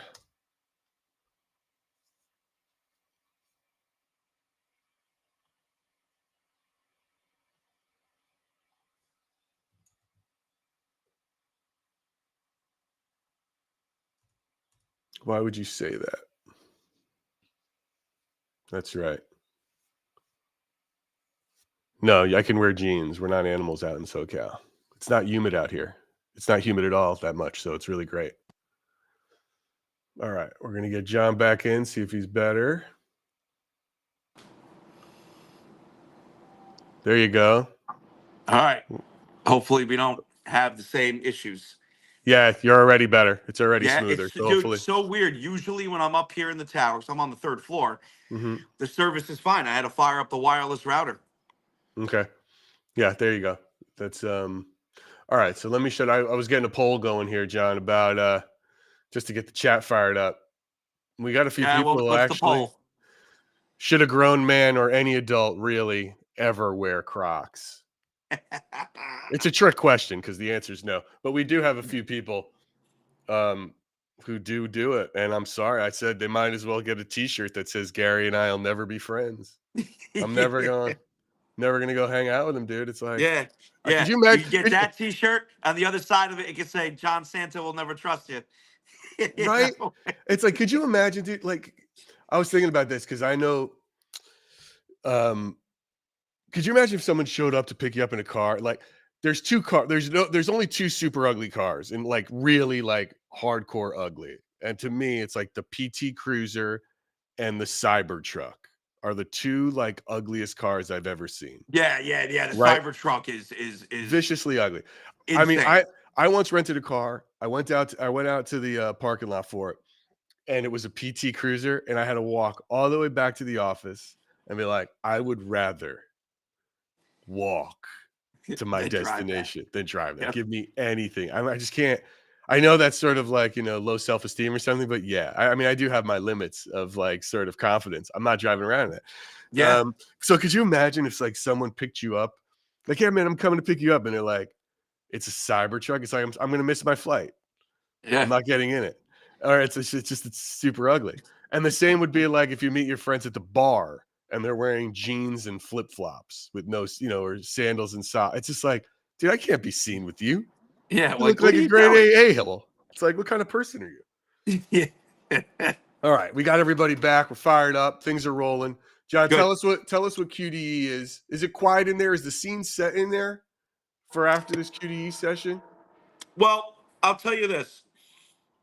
other than ambient noises from outside, like the train that just went by, Mm-hmm. it's pretty quiet. I don't have any spirit boxes on. There's a nice breeze coming in. I'm very relaxed. Okay, good. And I'll just work that into my thing. So listen, tell me when you're ready. You got candles? What do you need to go to get fired up? No, I'm all good. I'll let you guys, I'll explain what QDE is. Well, explain Uh, QDE before we get into it, because the people need to know what we're trying to do yeah. here. So I have a theory about it's a theoretical particle that's called a spirit particle. And basically this this theory has changed over time and developed more and more, but the basic principles stay the same. And these spirit particles, I feel, are a part of all matter, all around us, no matter what it is. Okay, spirit particles can literally interact with atoms and building blocks, molecules, the works, and that those are what actually holds the memories of people. So yes, that means that one spirit particle could hold multiple memories for multiple different people. And the only thing that even remotely comes close to proving this is a phenomenon that I've labeled QDE. That's quantum device entanglement. That's basically what happens is that spirit particles here will react with spirit particles where you are Okay. via the device. Okay. All right. All right. So All right. So listen, we're about to get into now for meditation. I'm not a big meditator, but I have tried it when I get real stressed out, and I enjoy honest meditation. If nobody knows what that is, so I kind of created something in honor of honest meditation. So I'm going to get in the zone, and I'm going to get ready to everybody get smooth. And John, I really want you to. We're going to get into this right now. We're going to turn on a little. Can you hear that okay? yes, Can you hear me over the music? I can. Okay. All right. If you can hear me over the music, John, I want you to close your eyes. Close your eyes, you sentient miracle. I want you to sit and breathe. Take a deep breath in. Become a slightly less anxious gremlin, and then breathe out. Take another inhale, a real deep breath. Deep, like you just cracked open a fresh bag of possibility or Doritos.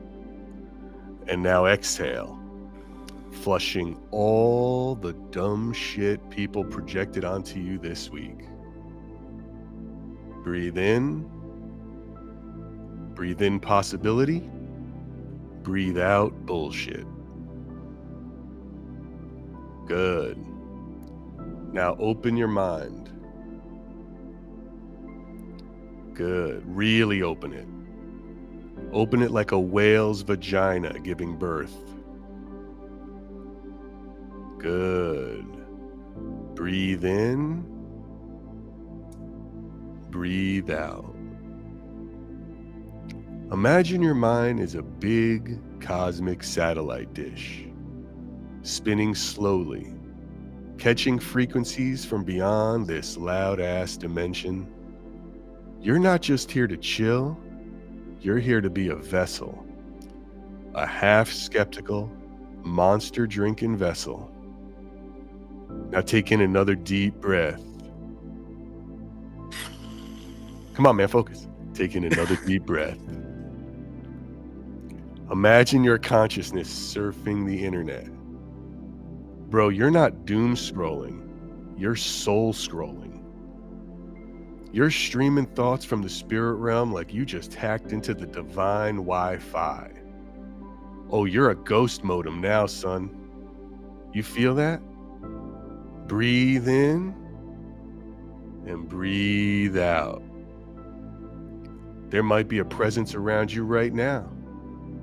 It might be your great-grandpa.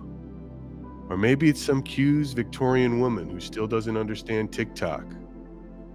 Maybe it's your own wise-ass inner voice, finally unplugged from the capitalistic horse shit for 5 goddamn minutes. Whatever it is, you don't have to control it. Just receive. Just like an open tab in incognito mode, son. Judgment-free. Ad-free. Bullshit-free. Breathe in. Breathe out. Your body, it's just a meat suit. Your brain, just a moist supercomputer. Your soul, that shit is limitless. Let your soul stretch beyond your apartment, beyond your office, beyond your to-do list. Beyond that asshat asking for underpaid rent money. Your mind is traveling across dimensions, through energy fields, over spiritual Ethernet cables. Take a deep breath in and breathe out. You don't have to understand it. You just have to not fucking resist it. You are open. You are wired in. You are a 5-star haunted hotspot for good vibes only, baby. So inhale the magic. Exhale the static. Let your mind wander where the Wi-Fi is strong and the vibes are stronger. I want you to take one last deep, defiant breath. Let's hear it. Breathing in. And let the glorious spirit channel and Wi-Fi router you are, hold it, feel the buzz. Now exhale, like you're unplugging from the matrix and plugging into the fucking universe. You are enough. You are tuned in. And baby, you are broadcasting on a whole new frequency. QDE that ass through to Los Angeles. Feel the Golden State, Hollywood, sexy ass people doing sexy ass business. You're here. The spirits are here. Now namaste, you beautiful interdimensional dumpster phoenix, and get ready to feel the vibrations.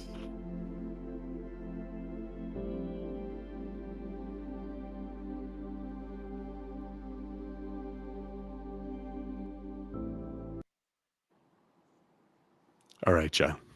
I almost lost it at Dumpster Phoenix. I'm going to turn on GhostTube. It's GhostTube Vox, right? It's the radio wave one. Yeah, do Vox. Okay. I'm going to hold it. I got to hold it, I guess, up here so people can. All right. Volume's up. This is what I got.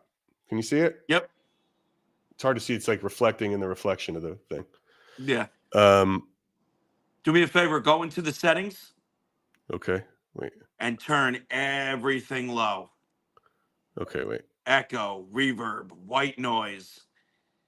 Here we go. Settings. Oh, wait. Whoops. Profile. I already fucked this up. Hold on. Let me get back in. GhostTube Vox. All right, I'm in. Get all those bells and whistles turned off. All right, so settings. Oh. All right. I don't even know where to find. Oh, okay. Reverb off. Echo off. Echo off. Distortion off. Off. White noise off. Okay, everything's off. Sweet. Okay, I turned the volume all the way up. Yep. All right.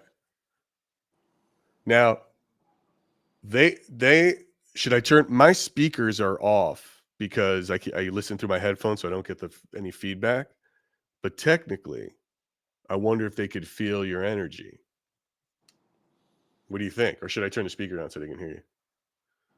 No, leave the speaker off. I'll hold this up here so people can hear it better in case they There's no case way you you can see. lean it up on the microphone. I'll just hold it. Can you hear it? If it makes noise, Yeah, I can hear it. it's not making a lot of noise. No, it's not. I can hear it though. Hello, spirits.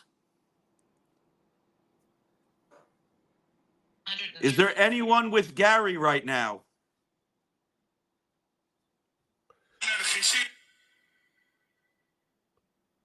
Does it tell me what it's saying? Should be.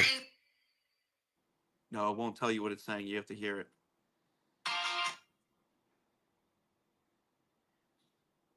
Is there anyone in Gary's garage right now? I am. I just heard I am. May we have your name, please?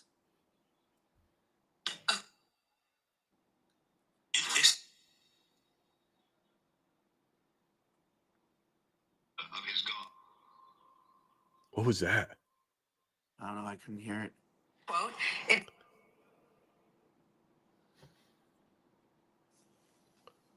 It's crazy. May we have the name of somebody who is with Gary right now?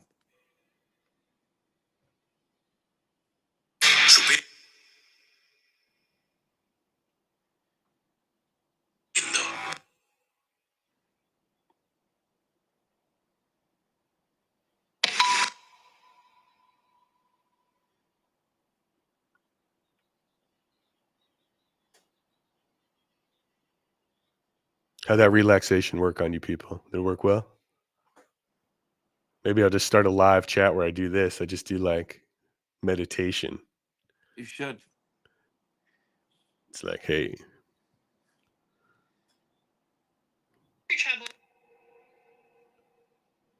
So you tend to ignore them and they come through. I can just hold the phone here like this. Yeah. See what's up. See if they come through. Because it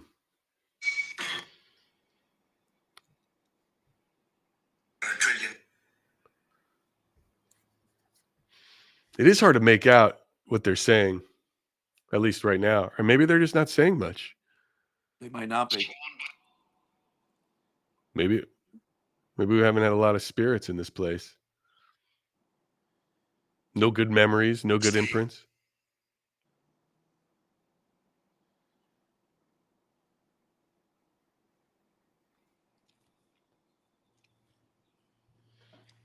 May we have a name of someone who is with Gary right now?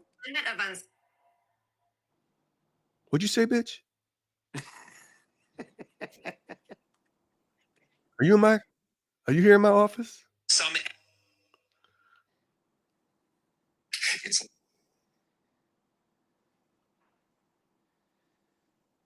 Jessica, I don't like waiting. You don't gotta wait. If the longer you wait, the less strong the spirit is, or the longer it's taking them to get the frequency, and it's pointless to try to sit there and pull words. I choose to believe that maybe they're just afraid of me, the afterlife. Well, we need to confirm that there's a spirit there, regardless. You know, right now we're not hearing anything. No. Spirits, where are you right now?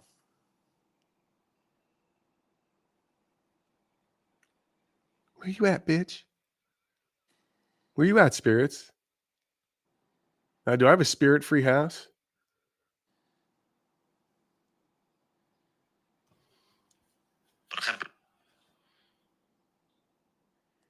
Are you chicken? Maybe I should tease it like in middle school. You could try to taunt. I'll taunt a spirit.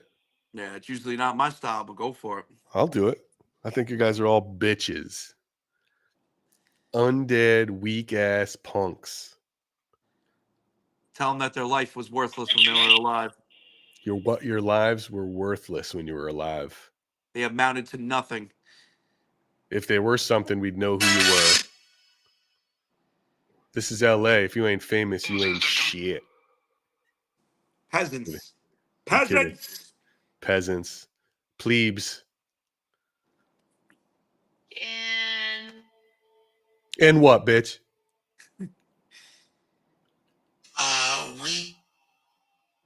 That sounded like an owie, like an ooey, but backwards.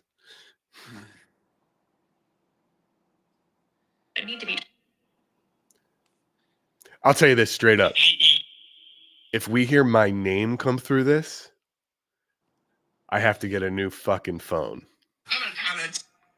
God damn it. That's what I heard. I heard, God damn it. Do you know what I'm saying, though? Like, honestly. I might have to move. Like, I have to move. Right? What do I do? Get some holy water or some shit? Like, how do I get I'll be loading up, like, whacking magnets all over this place. You know what I'm saying? Yeah, one big fishing magnet from your... So while we wait for the spirits to talk, John, why don't you tell us, like, when have you experienced QDE, or that this might Okay, or so might this not actually work? we're gonna talk about something else that has to do with QDE. Because I like that question, like what I experience. Yeah. So I've experienced many different things. You know, other than people saying, "Oh, I have a headache, a nosebleed, something's touching me," you know, the usual, "Oh, I'm feeling nauseous," you know, Right. those things. I'm talking about what I've experienced with QDE. I have been able to pinpoint certain accounts that come into the live stream and figure out who they are, once they come in and they start going, like when somebody creates another account and comes in. And one time on live, I straight out called out somebody, an account that came in and was like, "Yo, I know you're a certain somebody, this, that, and the other." And then the spirits said their name, while I was live. And I realized that there's like, at certain times I could almost like feel like what's going on with the community in the chat because of QDE. And I rarely talk about that. Dude, you're But a it's medium. what? You're a medium. Nah, I don't think so. I think you are. Nobody else does this, John. Nobody else is like, oh yeah, like when a guy joins my online chat, I know his truth. You know what I mean? Like, because I Yeah, but felt see, it through the but then I fucking can critically spirits. think it and say maybe I'm just good at deducting the way people speak. Then you should be Like, playing poker, not being a paranormal documenter and like becoming like shit on the poker circuit. oh, I'm great at poker. I pay attention to everybody's body movements and what they're doing, and count how many times they're blinking and thinking, and all that shit. Well, I guess that is another way to go about it. Yeah. Well, think about it. Like, I don't know. See, Jessica thinks you're a medium too. Designer Peg thinks it's your EMF. Yeah, it could be. It could be that too, man. He could have this high magnetic field.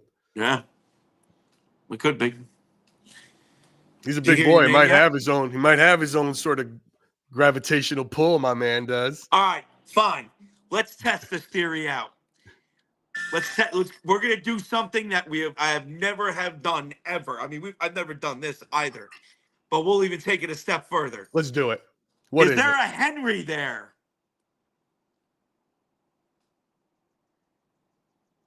Is there a Henry here? I want to speak to Henry. Henry? Is there a Henry here? Fuck is Henry? Wow, what happened? Who's Henry?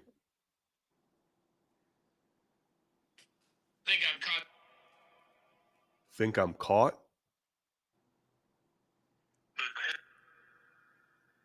Who's Henry, John? I don't know. Oh, you're just throwing out a random name? Random name. First name that came to my head.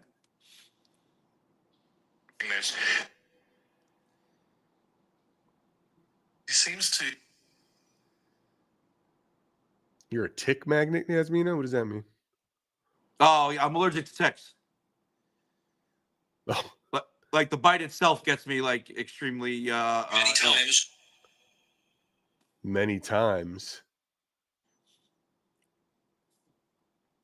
If there is a Henry here, can you please give us your age? They're all saying they think they heard present. Like when you said it's Henry here, they heard the word present. If Henry is here with Gary, what is your age?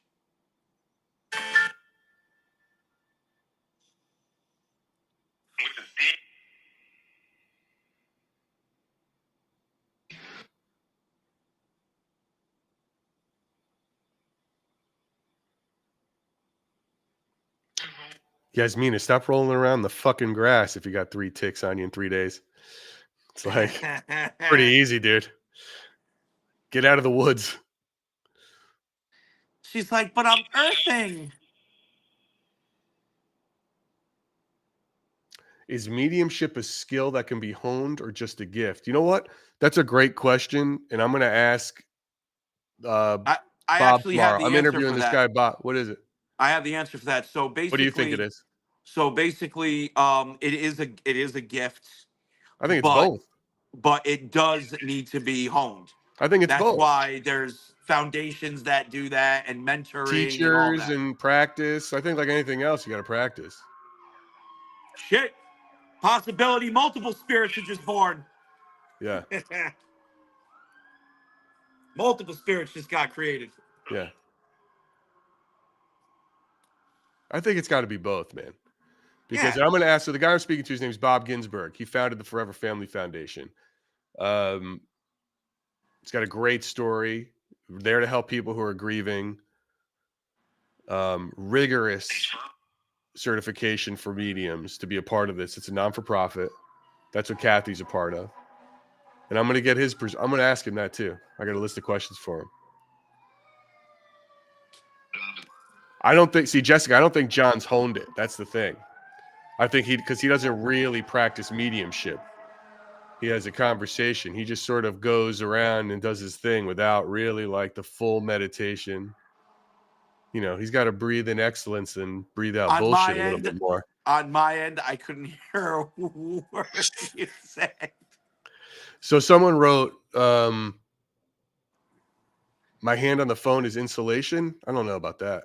No. Somebody was asking, like, is John, that you've honed your skills accidentally?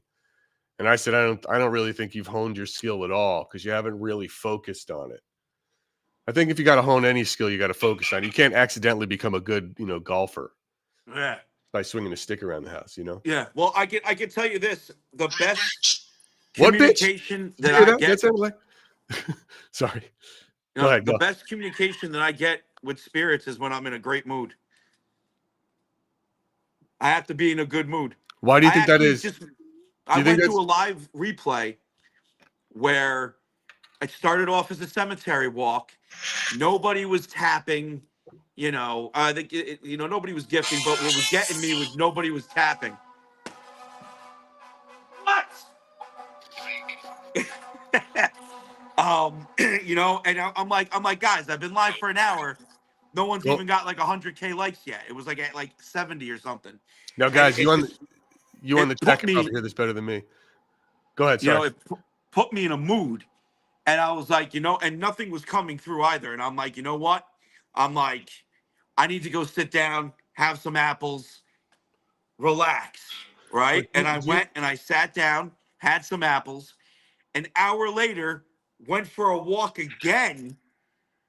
And that's where all the clips, like the clips I released today, came from that live.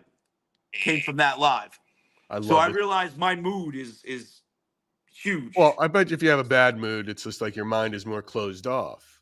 I think you should try to meditate more, like legit, before you go out.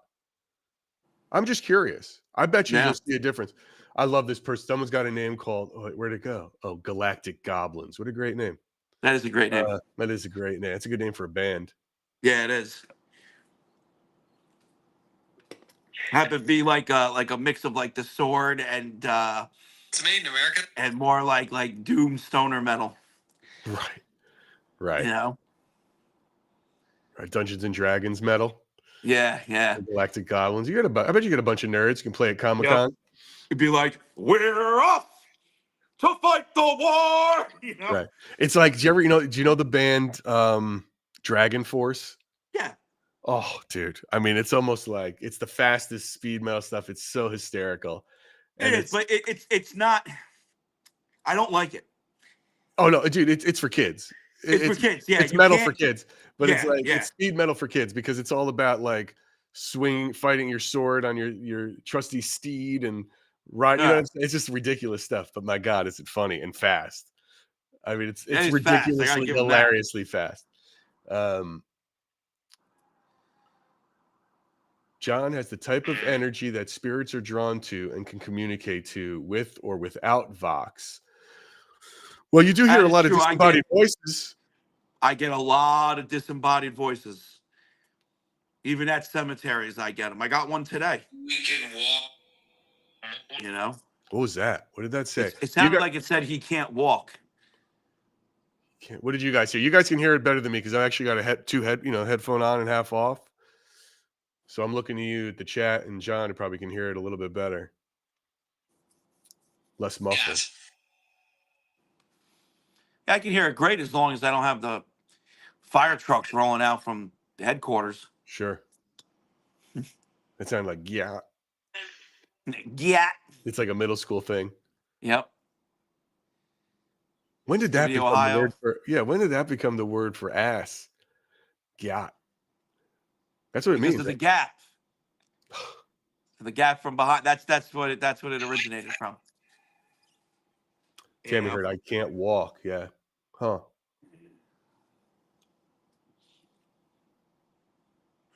Electric. I can interpret the young language pretty well, you know? Oh, just shoot, dude. It's nuts. It is. The worst thing I ever did was going through my kids' chat. Oh, it's probably insane. It's just it'll make you dumber for sure. Yeah. Like you get dumber. Yeah, oh yeah. Spirits with me. Come on, spirits. Sneeze out the demons. Come on, say something. Called who? Sound like it said call to him. Of that in Come on, say something, bitch.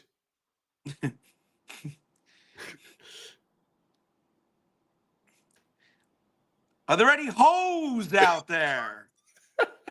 Hey, yo, what up, hoes? Yeah. Any hoes in this house? Yeah. Who There's used to some live here? hoes in this house. What I really get nervous about is this house was owned for a while by like I believe the previous owner was like a Korean family. Okay. And if movies are to be believed, small Asian children and old women are the scariest ghosts.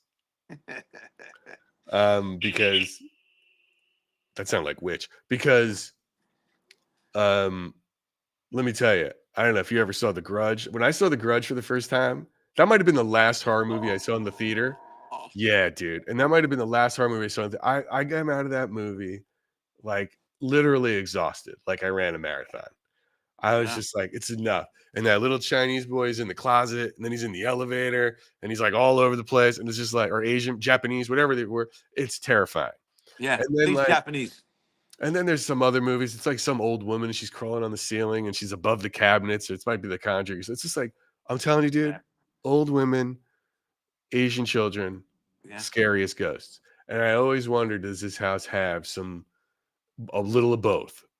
A little, maybe. A You little never of know. both, because I don't know how long they lived here. And it's just like, that's dark. You know it. Dude, I was talking about movies that terrified me because horror movies now don't terrify me. I don't even get scared. When I was a child, though, I was talking about movies that terrified the shit out of me. The Phantasm, the one with the person taking the bodies from the funeral home and turning them into workers in another dimension. Okay. All right. The Yeah, Blob, I don't know it. The Blob, like the original Blob? the original Blob. Steve McQueen's Blob from the 50s? Yeah, dude. That shit scared the critters. The original Critters and Night of the Creeps. I don't remember Night of the Creeps. Oh, there was that's the one. It's got the famous with the bus that falls over with all the college kids going to the dance and the little black worms that go in people's mouths and turn them into Ugh. zombies. Yeah, That I'm with scared the shit out of me as a kid. yeah, I'm with Dana here with, look, The Exorcist is always a creeper. Yeah. The Shining used to scare the hell out of me. Yeah. Now I'm just terrible at scary movies. Like, I don't like the weirder, like, did you see Midsommar? It's crazy how in depth like the universe of The Shining is either, and like all the books he wrote that are involved with all that, dude. It's so Did you ever crazy. see Midsommar though? Did you see that one? Which one? Midsommar? No. Dude, Midsommar's like a bunch of kids backpacking, and then they go to this little cult in, like, with these Swedes or something. And it's like I don't trust the Swedes. You gotta watch. It's hard to even describe. It's such like this Oh. weird culty thing, and it's like it's absolutely. Oh God, yeah, the original Salem's Lot. I have to watch that new Salem's Lot, but the original used to scare the hell out of me. Oh. Yeah, The Hills Have Eyes, and then with all the mutants and stuff, that's just gross. And then it's like they added those, I felt, gratuitous sort of like rape scenes and stuff in that movie that made it Yeah. really gross and stupid.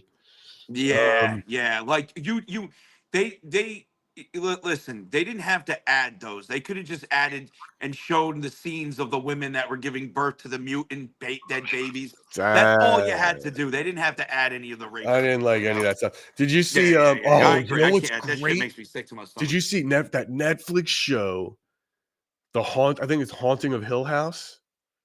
It's a I've scripted heard of it. I show. didn't see it. Holy shit, dude! That's Is with that the one the that's bent based off neck. the house in Connecticut? I don't know what it's based off, but it's got the bent neck girl. That's like a theme, dude. Watch it. It's a Netflix series, season 1 of it. I think they made multiple, like, it's like an anthology, but it's Hill House or The Haunting of Hill House. I gotta confirm it, but I'll tell you, dude. It might have the absolute greatest jump scare. It's creepy all the way through.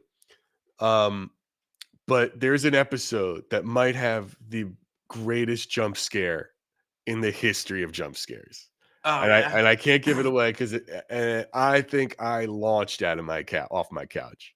It is that good and that scary, and it's just super creepy. And You there's know like what movie also scared the shit out of me when I was younger? The one about the alien abduction. What was light it? from the sky, Light from the Sky or Fire in something the like Sky or Fire in whatever the it was Sky, called. maybe. Yeah. Dude, that was wild. The scenes of the abduction were nuts. Yeah, And though it's corny now, like if I go back and watch it, I laugh. yeah. But as a child, the one with the Martians that you fed, the copper is what they used for their weapons. And the school gets taken over, and like, they're these weird, they almost look like Krang from the Ninja Turtles. And the kids ends up loading up the gun with pennies. That was another one. That's not The Faculty, is it? No, The Faculty was done years and years later. Oh, And okay. that was a good one too. That wasn't bad. That wasn't scary. That was just No, more that's like a just like thriller. fun. That's just like a fun thing. Yeah. And then Oh yeah, well, listen, Dana, Jaws scares the shit out of me. I still can't go. Jaws is nuts. And fun fact, the reason I can't go into the ocean is because of John's mother. She brought me to a movie. Took me to see Jaws when I was little, and now the ocean, by the way, is monster soup. It's monster soup. Not going in. It's like there's just no. It's terrifying. Mhm. It's terrifying. My Poltergeist is a favorite horror classically movie scary movie. of all time, and it's not really a horror, it's more of a thriller, but it was trying to be a horror movie. Hands down, Demon Night. Demon Night. Did I see Demon that? Night. Tales of the Crypt. They made 2 movies. Demon Night and Bordello of Blood. Oh, the first Tales of the Crypt? Yeah, it was the first movie they did. But didn't they have 4? Oh, but see, I think Tales of the Crypt, and they had like 4 bits in it. Yeah, that was the series. This was Oh. this was the movie. It had Jada Pinkett Smith before she was married to Will Smith. It had a couple actual, decent actors. I don't know. I don't remember it. It was good. It had a great storyline. If they redid it and made it serious, it would be really good.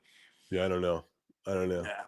But here's the other thing too, dude. I'm not hearing dick come through this thing. Yeah. Nothing. Nothing. So, and yet So I'm when not. I'm So I'm not a medium.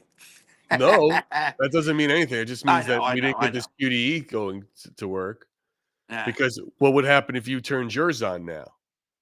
Oh, It's the that's a same good app. question. It's the same app. Yeah.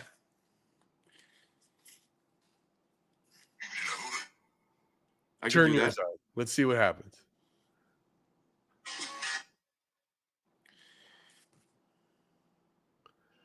Carrie Sue used to have a Crypt Keeper doll that she used to sleep with as a child. Carrie Sue, you might Hey. want to go talk to somebody. Pet Cemetery was scary. That was a good one. That's a good scary one. The book is terrifying. You know what Stephen King rendition I really enjoyed? Storm of the Century. I don't know if I don't know it. I don't know if I know It's it. when it came out when like Channel 11 back in the day was doing all like the adaptations. So they did like the Stand. They did Storm of the Century. I got to check I, out Storm of the Century. I don't remember it. yeah, Storm of the Century. That was good.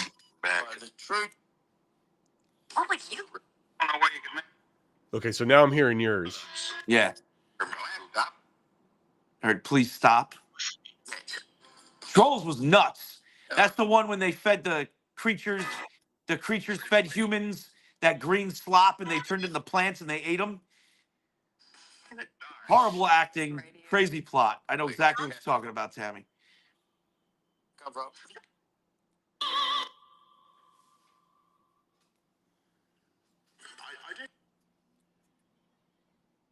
What do we like better, fast zombies or slow zombies? It depends. You know, I'm more of a slow zombie kind of guy. I think the fact that, you know, they just Bill accumulate for in masses and move slow and just steamroll over everything is a bill for comfort, not speed, kind of thing. yeah.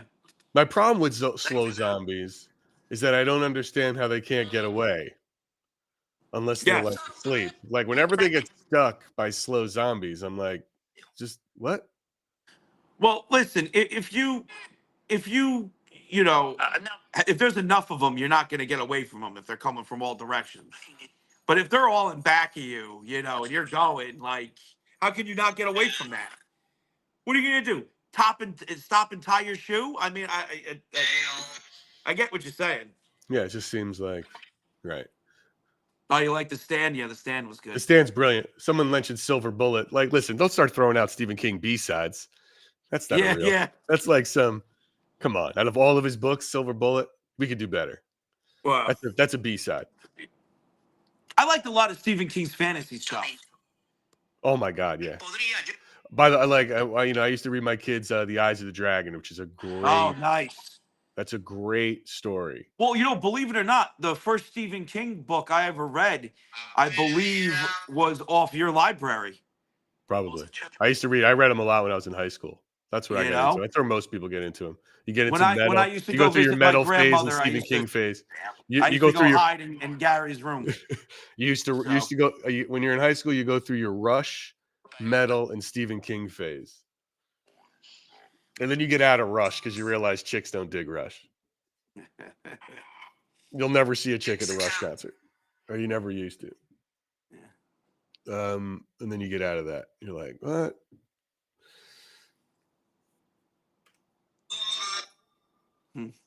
Now, I is it me or is this making more noise once you turn yours on?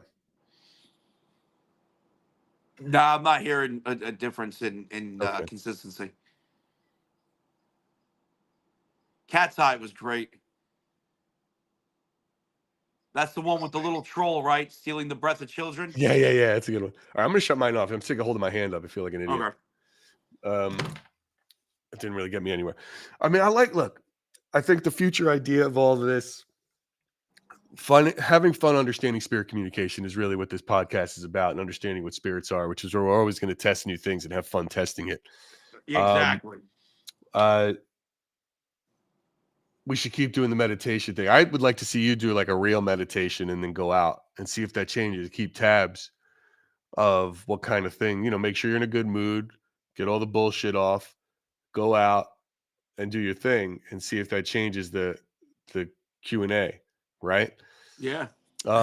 We got lined up on the pod coming up in the next 4 episodes. So we've got Simone Key, who's a tutor at the Arthur Finley School.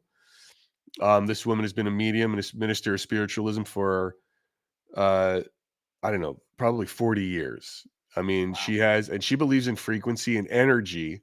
She believes spirits, like in a divine, but she doesn't know how to define that, which is great. And it's just, she talks about energy, not necessarily in the same way you talk about energy, but in a way that's like still in the same sort of wavelength, right?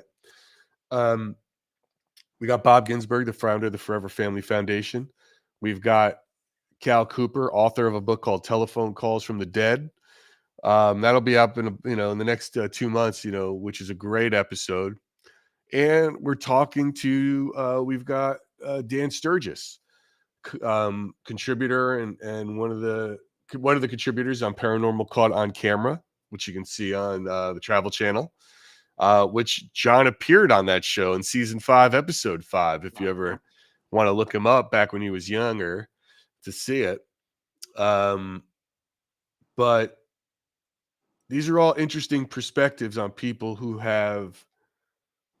investigate, who have experienced spirit in a different way.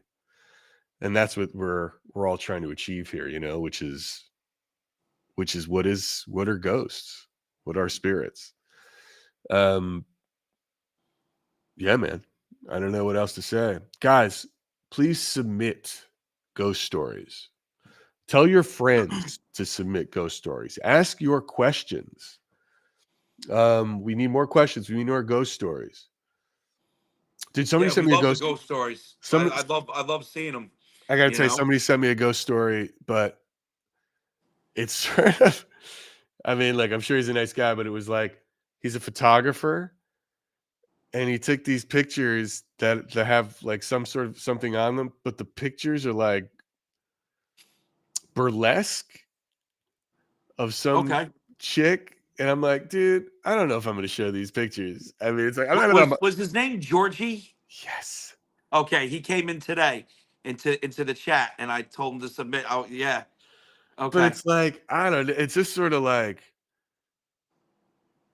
I don't know. I don't know, man. It's like, I'm not a prude or anything, but I'm not going to just show some picture of this like scantily clad young chick and say, look at that smudge. Is it a ghost? It seems, do you know what I mean? It's like, sorry, Pay George, if you're attention to the listening. smudge and only the smudge. Yeah, right. Do you how long it took me to find the smudge? Nah. I'll look at this page. I'm like, I don't even know. No offense, George. It's just like I don't think that's going to be the kind of evidence we're going to look for on the show. We're going to post because it's just a little too, I don't know, it's a little too salacious, I think. But yeah, a boudoir shoot. I'm like, yeah, not for me. But I was like, all right. Dude, no joke. And this is not George. I'm sorry, but like no joke. I went online. I was like, I sort of looked to make sure she wasn't like a missing persons. He's like, should I be calling the FBI right now? Yeah, right. Like, Did she have a tattoo of a butterfly on her shoulder? Yeah, I did. She had tattoos, and I was like checking. No joke. Yeah. I was checking. Like, Yeah. this is a little. I'm going to check this out. Make sure I didn't just get a cry for help or. Yeah, right. You know what I mean? Or a serial killer showcasing his prize. Yeah, dude. Like, you know what I mean? You never So know. I looked it up, but I didn't see it. You never know. But anyway, that's a fun episode. That was fun. That was really fun. I hope everybody liked it. It's like it's got a. Yeah, man, that was a good vibe. Yeah. Good energy. But we could always, if people like meditation, maybe we could always start with I'll do a shorter version. We can start with a 1-minute meditation. Yeah. Get people in the zone. Hey, listen, what's it called? We could do that one episode and have fun with it. Everybody most people in the chat know who Young Satan is. You know what I mean? We give you a nice ASMR DJ name, and we can go for it. Cheyenne, I think that's how you say your name, Cheyenne S.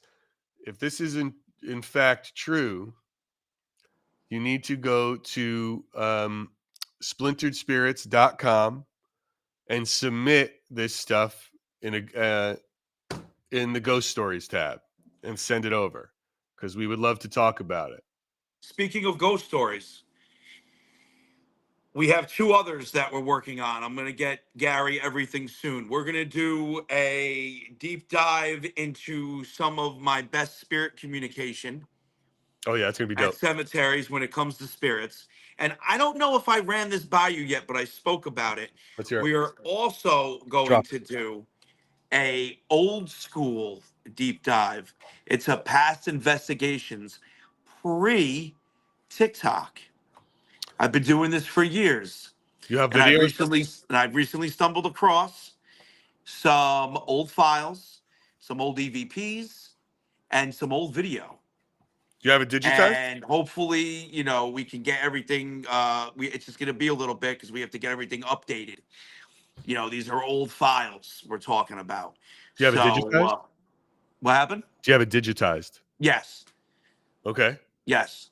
So create So like a folder for me, and then we'll start cracking on it. That'd be fun. exactly, Those are and good. yeah, it'll be. I mean, listen, another one of my best captures is actually in that, and it's wild. People talk about the top hat man. They see an entity with a top hat all the time, and I caught him at a location, and it runs towards me, and you see it. You see the face. You see the hat. You're gonna have to slow it down so I'll you do can it. see it Yeah. all happen, and it's wild. This is going back, I think 2008, 2009. Ooh, bring it, dude. Yeah, that'll be fun. We could use some of Yeah. that, but we can use So it. But it's like, yeah. So guys, wow. visit splinteredspirits.com. Go to our website if you want any sort of fun. Actually, let's just use this. Yeah, I can't wait till I get the talk boy going. Well, it's funny that Jessica brings up the talk boy because we had Professor Cal Cooper on, and he was talking about isolated reel to reel recordings and cassette recordings. Being like I guess like one of the best ways to get classic EVPs, and that actually falls into what I'm trying to experiment with the talk boy. It's just finding a working talk boy is near impossible. Every talk boy that I have got is been broken in some way. And I ordered one more hoping that that piece is good. It's just a microphone. If I can get that good, then I'm game on with it. I have a converter too. So I could take the cassette tape, put it into the converter, and it converts everything to a WAV file. Who is like? There's someone on here saying they saw the Top Hat Man. Oh yeah? How the hell did you see the Top Hat Man? So the top hat man is a common manifestation. I see. Yeah, a lot of people see Is it like the Slender Man? Is this like a Slender Man sort of myth, so dude, it's or a it's the story? entity, it's the entity that was going after my mother, your sister, for years and years. We should bring her on. We could hide her if we want to. No, But it's, she's been on my stream before. oh, okay. She's been on she saw Edward. She was in the fireplace room. It was the night that Margaret had surgery, and we needed my mother just to come and help with, get the kids to school and whatnot. And the night before, she came down. She wanted to go live with me. Now, my mother thought this was one big joke Yeah. until we're sitting there. And this is after I warned her. I said, whatever you do, you can't freak out. Okay, if you see something, don't freak out, please. We're sitting there. She's to my left, right? And all of a sudden, she sees Edward, and she loses her shit. And I'm like, Mom! I'm like, calm down. I told you what you might see down here. So it was actually crazy, and I That got is pissed crazy. that Edward revealed himself to my mother. Like I know, man. Edward uh, didn't show up when I was there. yeah, Bitch. yeah, Edward's a bitch. yeah. He is a bitch. He's so He's a fun though. fucking. He's that. It's so crazy and so fun. Yeah. So I've had her on before. I've had her on the live stream on TikTok. So Oh, by the way, I would love to get her to come on and actually talk about that Top Hat man, dude. I remember she used to wake up fucking screaming bloody murder, saying that the Top Hat man was in the room.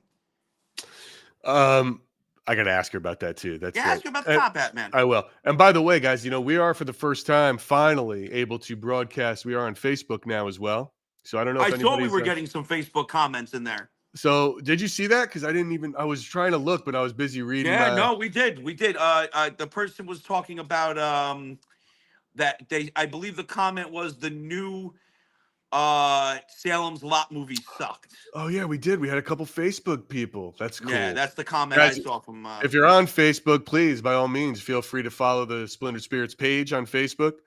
Follow us everywhere, but of course, follow the podcast, Spotify, YouTube, Apple, wherever you listen to it. I think you'll enjoy it, man. If you like this, they're kind of fun. They're interesting. They're easy listens. We have a good time. We have a good time doing it, and we've got some good ones coming up. John, I got nothing else. Cool. What's your night? Where's your night taking? You want to tell these fine people where you're going? Yeah. Well, in a little bit, I've been working on a spirit board project. So that's happening in a little bit, and we're doing a lot of taping and whatnot. It's pretty wild, and soon that's going to be released. So they're coming in a little bit, and then after that, I have Frumpy and Friends, which I advise everybody not to watch. And I mean that. Don't watch it. And then after that, we're going to Buckout. Wait a minute. So tonight, you are going to do a spirit board? Well, I'm just filming it. Okay. You're doing a spirit board. But that's what's going to be on your feed. The spirit board's going to be on your feed. Then you're going to then Frumpy's going to battle tonight? Yeah, no, Frumpy's not battling tonight. It's a Frumpy show that he does. Okay. We do taping. And then you're going to Buckout. Grotesque. And then I'm going to Buckout. So I'll be at Buckout at 10. So you got a busy night. What time's the Ouija board stuff? I love Ouija board stuff. They get here around 6:30, and then we tape it.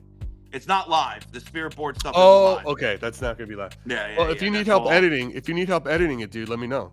Oh, awesome! Definitely. You can post. I can help edit it up for you. Make sure you get reaction shots and close up when you need it, so you can edit together. But it's like the key that I miss when you go live with that is the reactions. I want to see faces. I love that shit.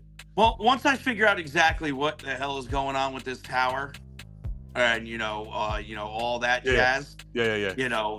I'm gonna soon have that. I want to do that whole pan and zoom camera effects and whatnot. So that's basically that. Right. Yeah.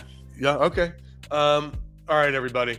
Thank you so much for listening. Thank you for joining us. Please follow, and subscribe wherever you get your podcasts. We're having a good time doing it. We hope you have a good time listening, and we'll see you next time. See you next time. Thanks, everybody.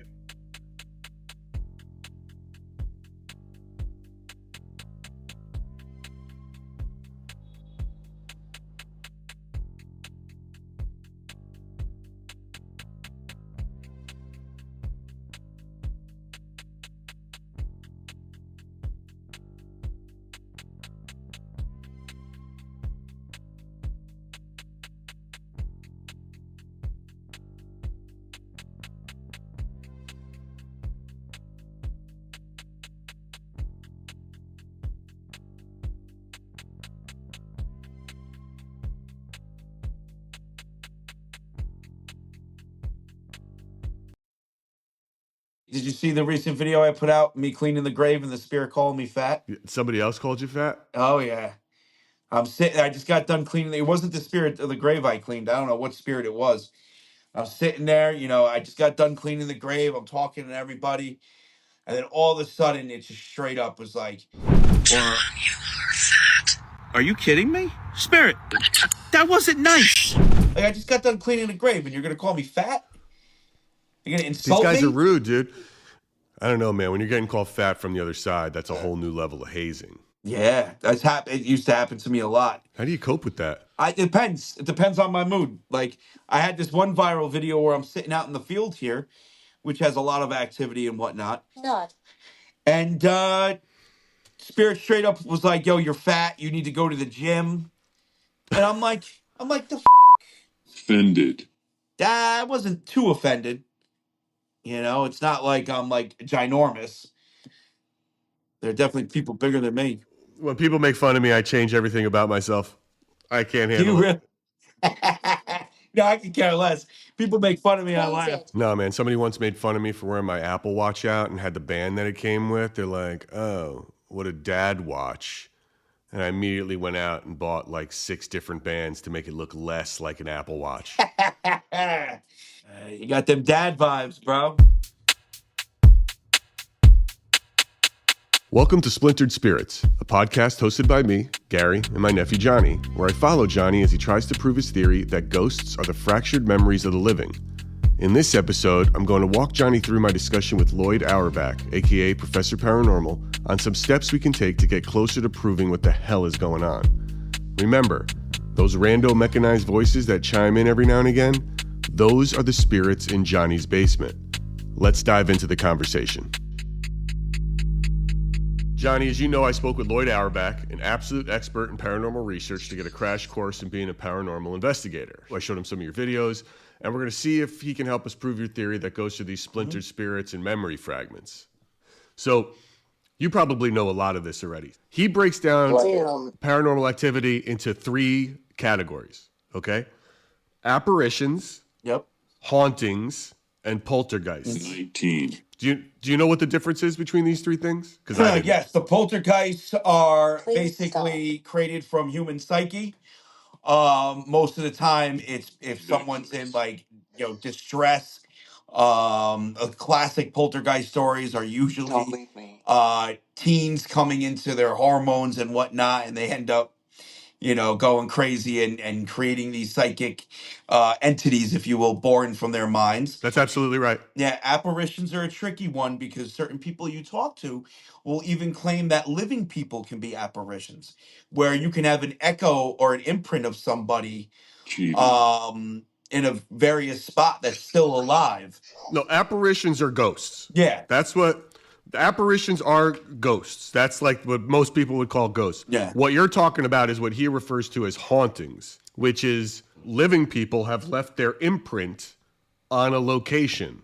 Well, but what I was getting at was that some people, that's where it gets blurry. Some people will say that the hauntings are not living people leaving imprints. Some people will say that it's any sort of horrible emotion experience, living or dead, that affects a surrounding. So that those two last ones can get blurry depending on who you're talking to. I lean more toward how he describes it, so it's not murky. But I know some people listening will be like, "Oh, well, wait a minute. I thought it was this because so and so and blah blah blah blah blah." Yeah, I think for us, I think let's stick with his definitions of it. I like his definitions of it. It's more cut and dry. Yeah. To be honest with you. Well, he told me a great story. He was doing an investigation where this couple moved into a new place, and in the room next door, they kept hearing at 3 a.m. sex, like a couple really going at it and having sex. So Lloyd went and investigated the former owners. It was them. Like they would have hardcore sex at 3 a.m, and they left an imprint in the house. In the house, yeah. Which I was like, dude, those guys really know how to have some sex. Yeah, for real. Sex, that could be a whole discussion in itself, sexual energy and all that. Why is sexual energy different than somehow in terms of definitely. in the paranormal world?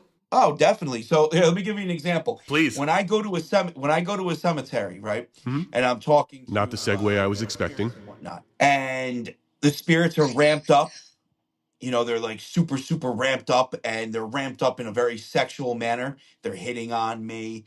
They're saying nasty things. I know for a fact that somebody was just in that cemetery banging it out. I can always tell. And it's funny, at the end of the live, you see a car driving out of the cemetery, and you usually see a guy and a girl in the car, and it's like, ah, come back. Told you. You know? Oh my God. Yeah, they That's feed off it. classic. Yeah. All right. I showed him some of your videos, and he was like, it's really interesting what he had to say, right? And how we can really test and sort of it's like a process of elimination of what we can do. He gave me 5 clear steps to try and hone down what is happening and help figure out what this gift, if you want to call it a gift, is that you have. Choke. The doll. What'd he say? I have a doll out. I have a doll right here because Edward doesn't like dolls for some odd reason. Really? So I have an old haunted doll here, and Edward doesn't like that is super them. creepy. Yeah. So it looks like a little baby with half a face in a Spirits knocked it down a while ago and broke it, but it's still Yeah. He doesn't like it very much. All right. So first thing he wanted to do was recommending is we find a location that you don't know anything about, that you haven't been to in your area, where it's like you don't know much about, but you've heard it's haunted, that you want to go to. Where? In my area, Sun. I would have to think about that. All right. So we'll and I'll help you look into it too. So we'll find that spot. It has to be a place where I'll be able to not be disturbed as well. That's the kicker, like. Yeah, well, we'll set it up. I mean, we'll figure that out. And then it's also we want to sort of keep it separate, but talk to a witness who's experienced something there and see how your time there matches up with the witness, right? So I also have a little data with this. If we're going to be testing me out, I have a little data, obviously, on myself. This doesn't work. This doesn't work well. Like John. All right. Well, yes, Edward. That's great. This doesn't work well if I have somebody else with me. No. I would say we keep it separate. No. That I know, but I'm saying, like, for some odd reason, other people physically with me affects what I do. That's interesting. Whatever it is, whether it's magnetic fields, there's a notable difference in everything. The spirit chatter, direct conversations to me, everything. It almost dulls it down a bit. They still come through. That's not nice. What was that? That sounded creepy. Yeah, something just said die, die, die. What? Do not. Yeah. Dude. Yeah. I don't know how you sit there in the basement like that. Oh, I hate this place. So that leaves me to the set. So that's like points 1 and 2. They go hand in hand. Find a location you know nothing about. See if you get information that matches a witness's experiences, and see if like, wow, okay, now we've got corroboration that this location has something multiple people have, and you've spoken to someone. You see what I'm saying? Yeah. The third thing is, and this might, based on what you just said, we'll have to figure out how to pull this off, but like a medium. Have you ever had an actual, like someone, who has this gift, a medium, join you? No, and for the simple fact that most mediums are full of shit. So it would have to be a credible one. It would have to be a one that is it one of these like hocus pocus? Let me pull information from a little bit of information. No life. You know what, Edward? We're trying to work. What did he say? I can't.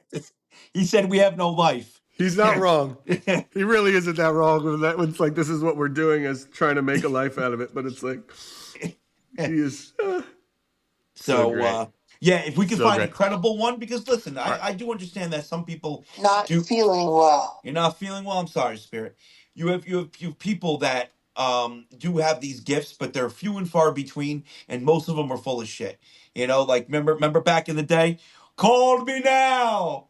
You remember that, the old Clio commercials? Yeah. Call me now. Yes. Well, he gave me a name of someone that he feels is very credible, that lives, because he's from Westchester. He's from White Plains. Oh, nice. He lives out by San Francisco now, but he's from White Plains. He gave me a medium in Westchester. I think she might even be in Yonkers, that I will reach out to. So, I mean, I feel like we might want to bring her. I mean, I got to figure out how, like, hey, do you want to go to this basement without creeping her out? Yeah. But it still might be worth it if we find a good medium.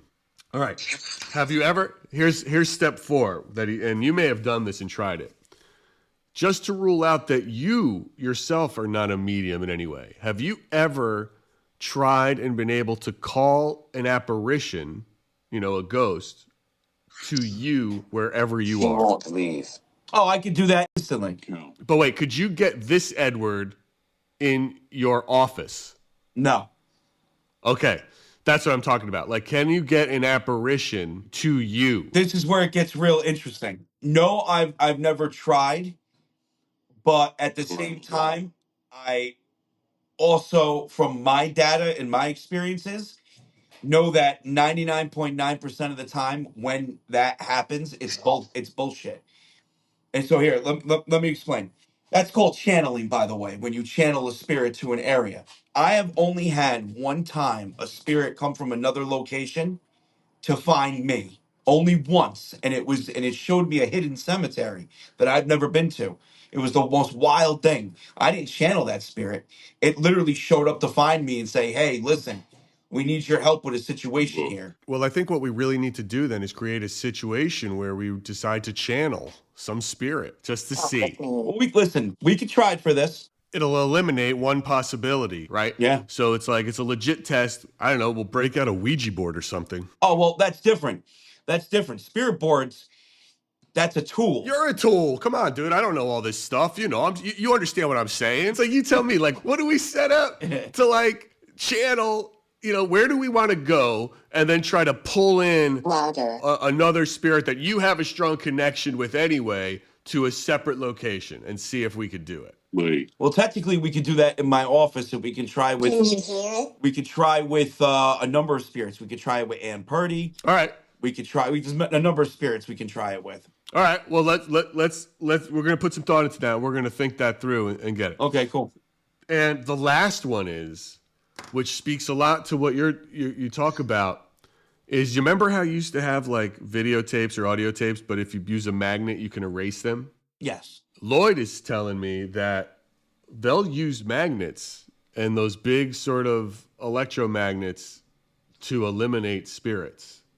Oh yeah, 100%. So what the magnets do, and I actually know how it works. Well, theoretically, I'm not going to say I know 100%. The magnets dissipate the memory from the spirit particle. It separates the two because I believe these are spirit particles. Humiliate. Now, whether a spirit particle is in everything or if it's own individual particle, part of an atom, that I don't know because I don't have any equipment to test any of this stuff out. But I've seen it. I have used magnets in the past, especially during crazy spirit board sessions, to make sure that nothing comes through, that things are locked down. I actually have, when this place was at its worst, all of the entrances and exits had magnets on them to dissipate anything that would try to, if I wanted peace and quiet, I'd throw up the magnets, and I'd have like a shit ton of magnets everywhere. My doors are metal down here, so it was easy for me to throw a bunch of magnets on the door. Johnny, I want to kill a ghost, so let's find one that you don't ever want to talk to again. You're technically not killing the ghost, you're just separating its memory from the spirit. Yeah, but it'll take the ghost, the spirit, time to come back. They're not going to come back instantly. What do you mean? Don't worry about it, Edward. Maybe Edward thinks we're going to kill him. Yeah, he's getting nervous. It'll take a while for it to come back, but it will eventually come back. So you think it will come back? Oh, 100%. It'll just take a while. Huh. So we were up at a very haunted location called Letchworth Village. It was basically an insane asylum that was the entire village. People that lived there, worked there. The campuses were in the main area, and then all the houses were miles away from each other, but it was still considered one big area. So they called it Letchworth Village, and the place now is extremely haunted. It's it's abandoned. I went down there, and I was with a bunch of friends. We went into one of the buildings. This chick I was with, she started not feeling well. Next thing you know, she just stiffens up in the hallway. All right. Now, let me paint the picture of what this hallway looks like. This hallway is falling apart. There's stuff hanging from the ceiling. There's stuff all over the floor. Just all paperwork, filing cabinets, chairs, It was just insane. It was insanity, and it's been like that for decades now. So it's all nasty and moldy, and it's an abandoned building that's just falling apart. So it's treacherous. All of a sudden, she just stands still, and she's not moving. Now she's a tall woman. She's got an inch on me. You know, I'm trying to get her to come to, and she literally eyes rolling in the back of her, almost like she was having a seizure. And I'm like, holy shit, I got to get her out of this building. So I get her, I grab her, right? And you think, she would just like fold on me? Dude, she stayed stiff. I literally had her like this, balancing her on my shoulder, holding her like this. So my hands are basically like, where her ass meets her legs. Like a true gentleman. And I'm trying to go through this building with this chick that's taller than me. We're on the second floor, mind you. All right. So I got her downstairs. I got her out of the building. Come closer. All right. We laid her down out in the front of the lawn of one of the buildings. All of a sudden, another dude that we were with starts puking. I don't know how you died, Spirit. I'm sorry. I don't even know who you are. Starts puking. And I'm like, oh, no, no, no. I was like, there's something attacking everybody I'm with. I'm like, this is wild. I'm like, she must be possessed. So I went, and I always keep these things on me when I go to these places. I had one of these magnets, and I went and I put it on the nape of her neck, the back of her neck, and I literally pulled this thing out of her. And what's insane, It's all insane. at one point, and there's the eyewitnesses to this, at one point, as I'm pulling this out of her, the magnet was, at least for 2 seconds, was suspended between her neck and my hand, and then snapped back into my hand. And then she came to like this. That's a wild story about magnets, for sure. But that's another test Yeah. that we'll talk about and figure out for, like, we'll go ghost killing, and we're going to kill one and see how well we do. We'll pick one. I lost. Johnny, it came down to two things when Lloyd was watching your videos. One, are you some sort of tech medium able to connect with apparitions or spirits via your devices? Or two, are you some kind of spectral AI? Meaning, are you able to tap into hauntings, which are these imprints left behind? And, hauntings fits into the idea that memories may be attached to dispersed energy. But then you convert and adapt those imprints, giving them an ability to interact. And the reason I say that is because if we're talking about memories, the one thing and the one little glitch in what you do is you go to cemeteries and you get a lot of spirits there. But people don't remember their cemeteries. No, not at all. They were not there. No. So are you picking up, let's say, a loved one's grief of that person? What a mess. And redrafting it into that person somehow? You're going to these locations, and let's say it's one of these, like the grave of a child, and maybe the parents' grief was so strong, and the parents' memories were imprinted there. But when you go, whatever you got, Come back. you are picking up that frequency and interpreting it as the child, but not as the parent. Does that make sense? That does make sense. Not sure. That Edward, we're not talking to you, dude. That He's not sure. He's not convinced. It does make sense. I also have a theory on it as well. Again, just Let's a hear it. theory. No, let's hear it. Basically just these monuments, these testaments to these people, these final resting place, quantumly attracts these memories.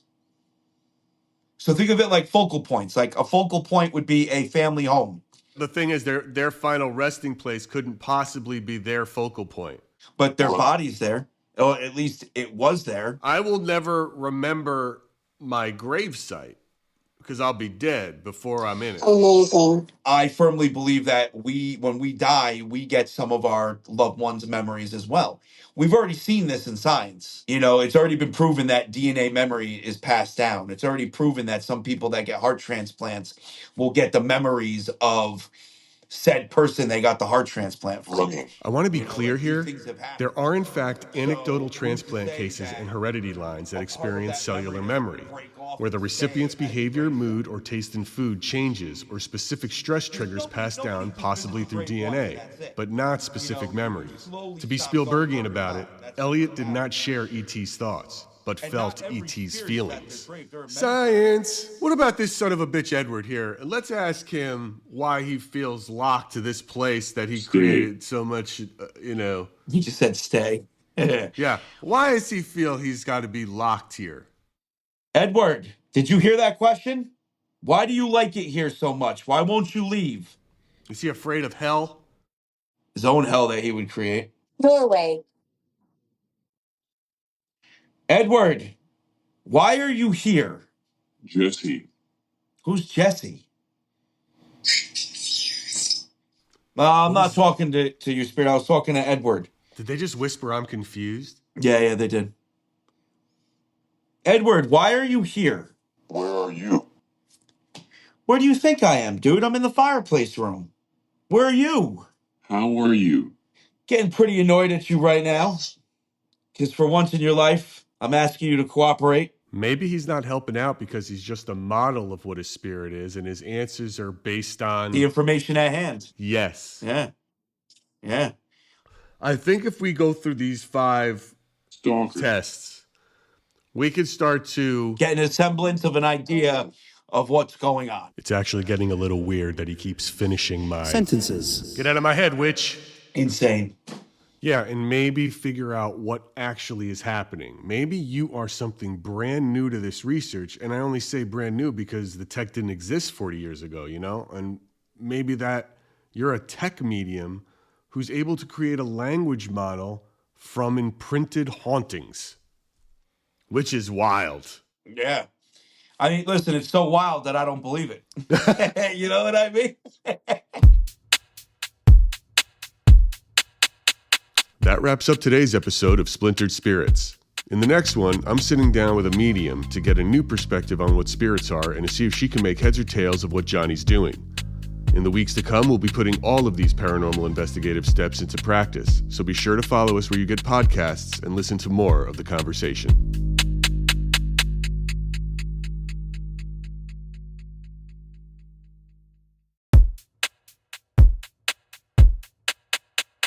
Another spirit is being made. That's it.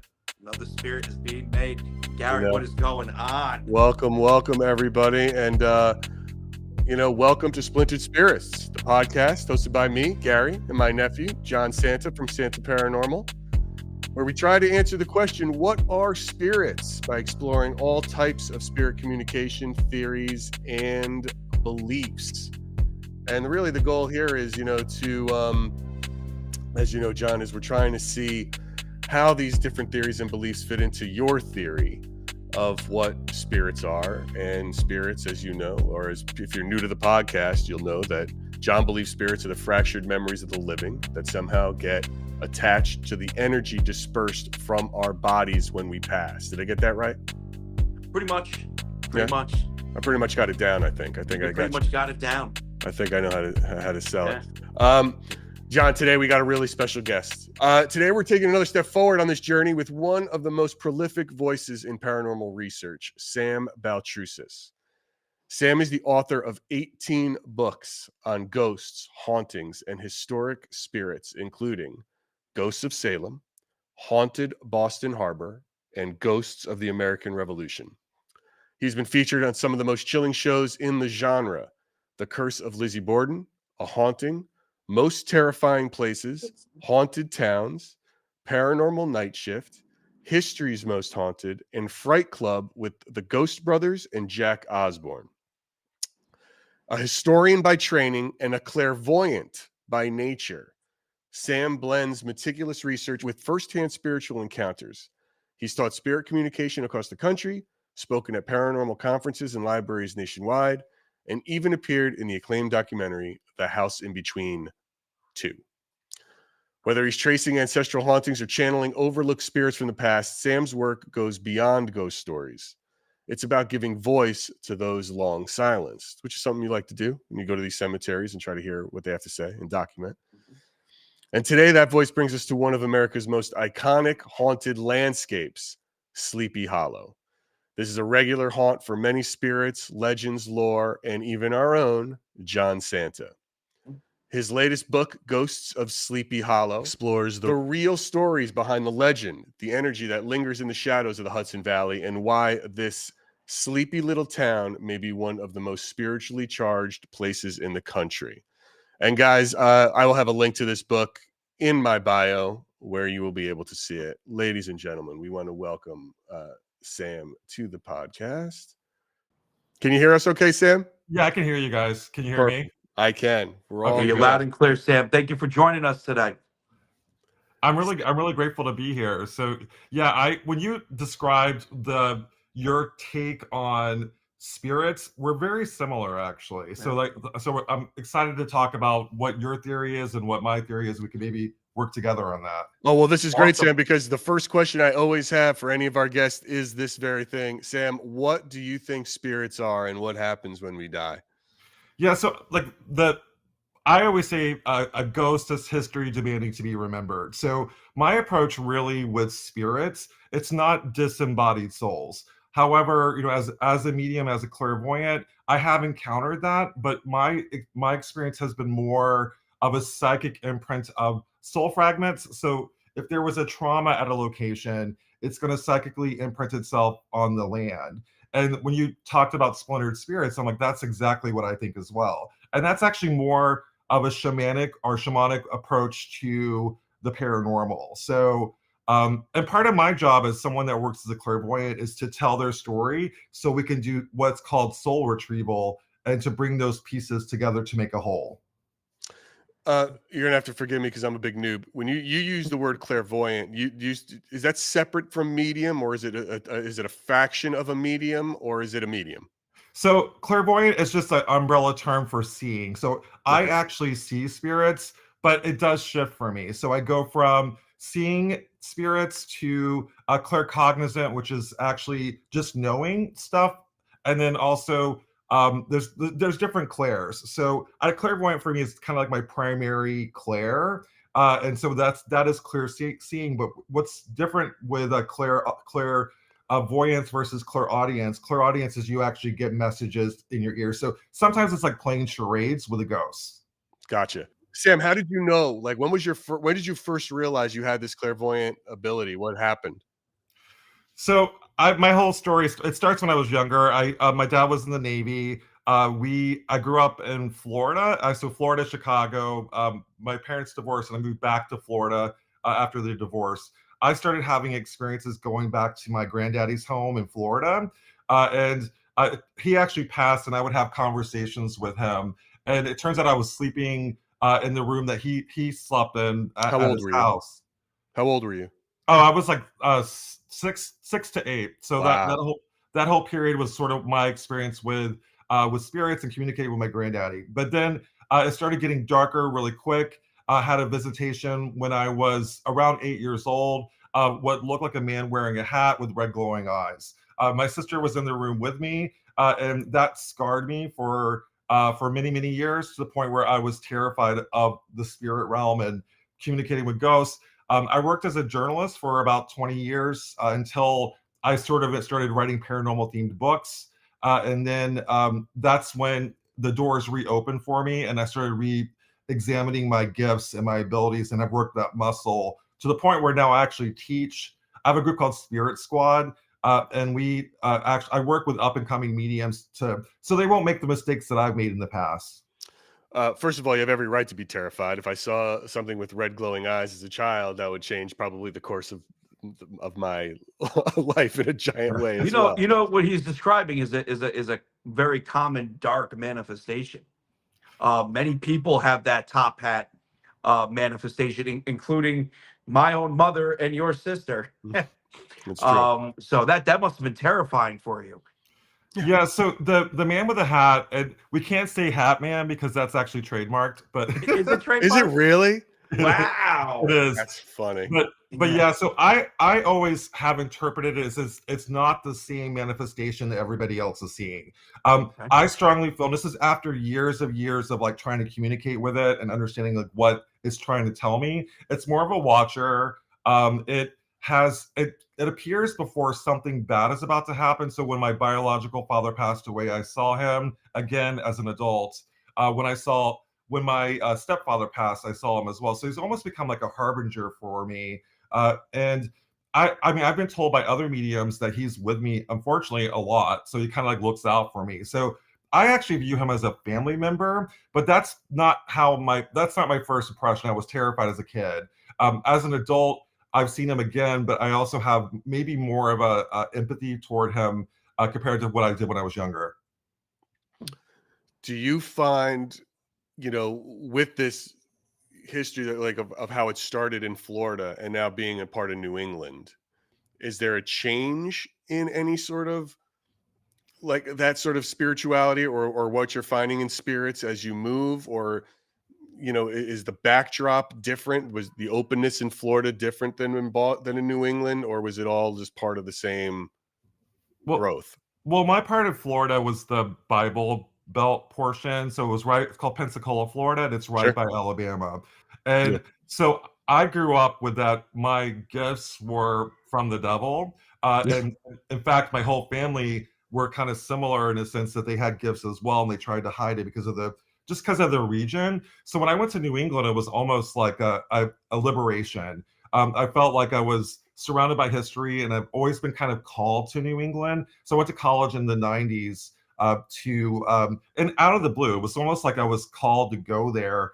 And it turns out years later, after my mother did research, that we have ties to New England. So I think, and getting back to even the man with the hat, I strongly feel that he's a family member from New England, actually, because he's wearing a pilgrim hat. And there's something about him that is not the typical manifestation that everybody else sees. I feel like it's my personal hat man. Sure. Yeah. Personal hat man. Yeah, those repressed pilgrims. I can see why they're so upset with everybody, by the way, when they come through. Sam, when's the last time you saw the man with the red eyes and the hat? Yeah, so he actually appeared right before. So I had a situation that kind of ties into Ghosts of Sleepy Hollow. I was doing one last story, which is the Bronze Lady of Sleepy Hollow Cemetery. Going there's a whole legend that if you piss her off, then she'll do something like, like drop a tree on your Camaro, which was, something that happened in the 70s to this lady. But my friend April and I went to the cemetery, and so we were taking selfies, and my friend April's from Jersey. So she was like, Sam, and we're taking photos. And I'm like, April, you can't disrespect the Bronze Lady. And she's like, oh, she thought it was hocus pocus. I thought it was hocus pocus, just urban legend. And then stuff like, so I dropped rose quartz, because I carry rocks with me when I go on investigations. And I thought I dropped my rose quartz. So I pick it up from the ground, thinking that it was mine, but actually wasn't mine. And then for a whole month, I had visitations, like a woman screaming, and things associated with what I think was the Bronze Lady. So we apparently pissed off the Bronze Lady. And so I, about a month later, I was about to get to the point where I was actually writing the section on the Bronze Lady in my book, Ghosts of Sleepy Hollow. And then I saw him kind of come through the wall, and I'm like, no, you're not allowed here. And so he went back into wherever he went. And then the following day, there was a fire that destroyed my apartment. And there was water damage. So I lost all my research. So years and years of research was lost in the fire. But it was actually not a fire that destroyed my apartment. It was the water from the apartment. Water damage. And it destroyed everything. And so as I was kind of, the following day after, well, it was actually a couple of days. So all the water was drained from my apartment. What was remaining was moldy and wet and disgusting. And they were like, you have to evacuate and get all your stuff out. So there was no electricity in the apartment. And then he appears again on my wall. Almost what I thought at the time was he was taking credit for the fire, but I think he was letting me know he was trying to warn me. So yeah, that was the last time I saw him. Wow. Yeah. How do you know, you're talking about your research and your writing and you're dealing with this, clairvoyance. How do you separate your mediumship from your writing and not bring all of that into it? Or do you want to bring all of that into it? Like, what's the difference between being an historian and a clairvoyant when you're trying to write these books? It's really hard. I mean, like, so you kind of tapped on the topic that really has been frustrating for me. So I worked as a journalist for many years. I would say I'm more of a paranormal journalist as opposed to a historian. My dad was a history teacher, so I did grow up in that environment. This is my stepdad that was a history teacher, Mhm. but yeah, so it's really hard to kind of like walk the line. I did kind of know stuff that other people didn't know as a journalist. In fact, I kind of used my abilities along the way secretly. So I was in the crystal closet, which is what I call it, for many years. But when I started writing paranormal themed books, it started to reveal itself, and it actually became an asset out in the field doing paranormal research. So there's a fine line. I do when I write my books. A lot of times I'll even get reviews. They're like, how does he know that? And I'm like, because I use my gifts as a clairvoyant to get the stories that often aren't told, and then I back it up with historical research. So if we have things that kind of work together, and I have a lot of those, like those situations that are not covered and not talked about, and I'm able to kind of uncover them using my abilities. That's actually very similar to how I document. I use, spirit boxes and other means to document areas. And then after a while, I look up the history and see if what I've been documenting matches the history. And, more often than not, it does.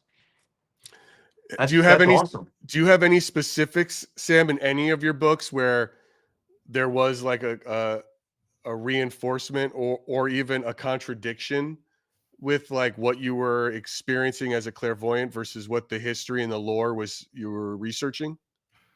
I mean, pretty much every book has at least one situation where that happens. A good example for me is Concord's Colonial End, and in addition to, I'm an immersion journalist, so I like to actually put myself in the location for months, sometimes years, while I'm Wow. writing the book. So I was working at Concord's Colonial End. I worked the overnight shift, and I actually wrote a book. I have it right over here.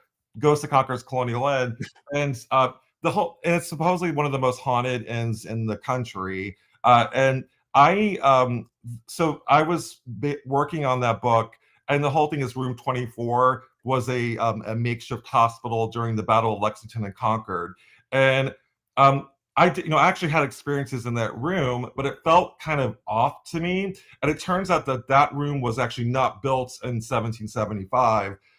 So it didn't serve as a makeshift hospital. So yeah, it was kind of like me telling the truth, and I think it doesn't fit in with the lore that's always associated with that inn.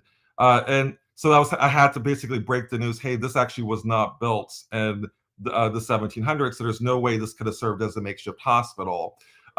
And truthfully, and a great example is George's Island, one of the first locations that I visited and had an experience. There's a lady in black that's been reported for many years at George's Island, and there's a whole story that Melanie Lanier, she was a Confederate wife. Her husband was in prison on the island, and she was hanged on the island for trying to rescue her husband, break him out of prison. Well, the truth is she never existed. So things like that, I tend to debunk actually folklore or stories that people think are facts. Can I ask you guys? I put this question on both of you guys. Why? Because I just feel like I see this, and this is something that I've noticed. Why are all the lady ghosts in white or black? Do they have no other colors that they can choose from? Like, what is that? Is this like just because of how we're seeing it? What is the mission on this, or like what is the reasoning behind this? It's always the lady in white or the lady in black, and it's never like the woman in red or like. She's wearing like a lavender. I mean, what's the deal? Well, I mean, like Salem, there's a lady in blue, so there are different colors. But I actually talk a lot about that in Ghost of Sleepy Hollow. So I use Sleepy Hollow as a way to kind of, it's almost like a feminist manifesto. And I talked to Leanna Renee Heber, who wrote a book called A Haunted History of Invisible Women, and my friend Alex Matsuo, who wrote a book on women in the paranormal. So I actually feel like it's sort of, they don't have a name. So it's almost like marginalizing women in history, and it's also kind of taking away their identity. So the lady in white, the lady in blue, the lady in black, it does symbolic. It's symbolic for certain things. So usually the lady in white is someone wearing a wedding gown, for example, or the lady in black is someone in mourning. But the colors are significant. But again, I think it's a way to control the narrative, specifically of women. I like that answer. That's an interesting take on it. Because history and would it's do that, it's right? funny because I have a couple theories on what it could be, but perception is a big one. And one thing that humans like to do, we do like to simplify things, and that falls along the lines of what Sam's saying, and Well, sure. I unfortunately mean, details are lost.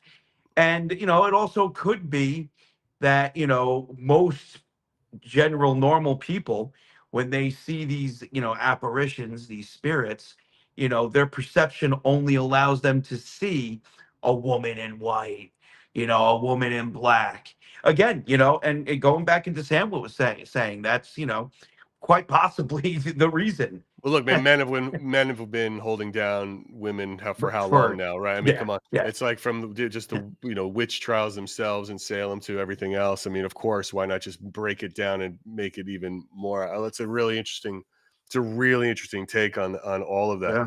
Sam, in your studies, when you're doing your research, I also like to talk about this a lot because, and I'll show you. I don't know how familiar you are with what John does, and if you've had a chance to look at his stuff, and we'll play some because we're about to get into trying to make this transition into the Sleepy Hollow talk here. But it's like John uses a lot of tech is a big part of the paranormal investigative world these days, and I'm just curious, sort of, what your methods are when you go into into that side of when you're wearing that hat.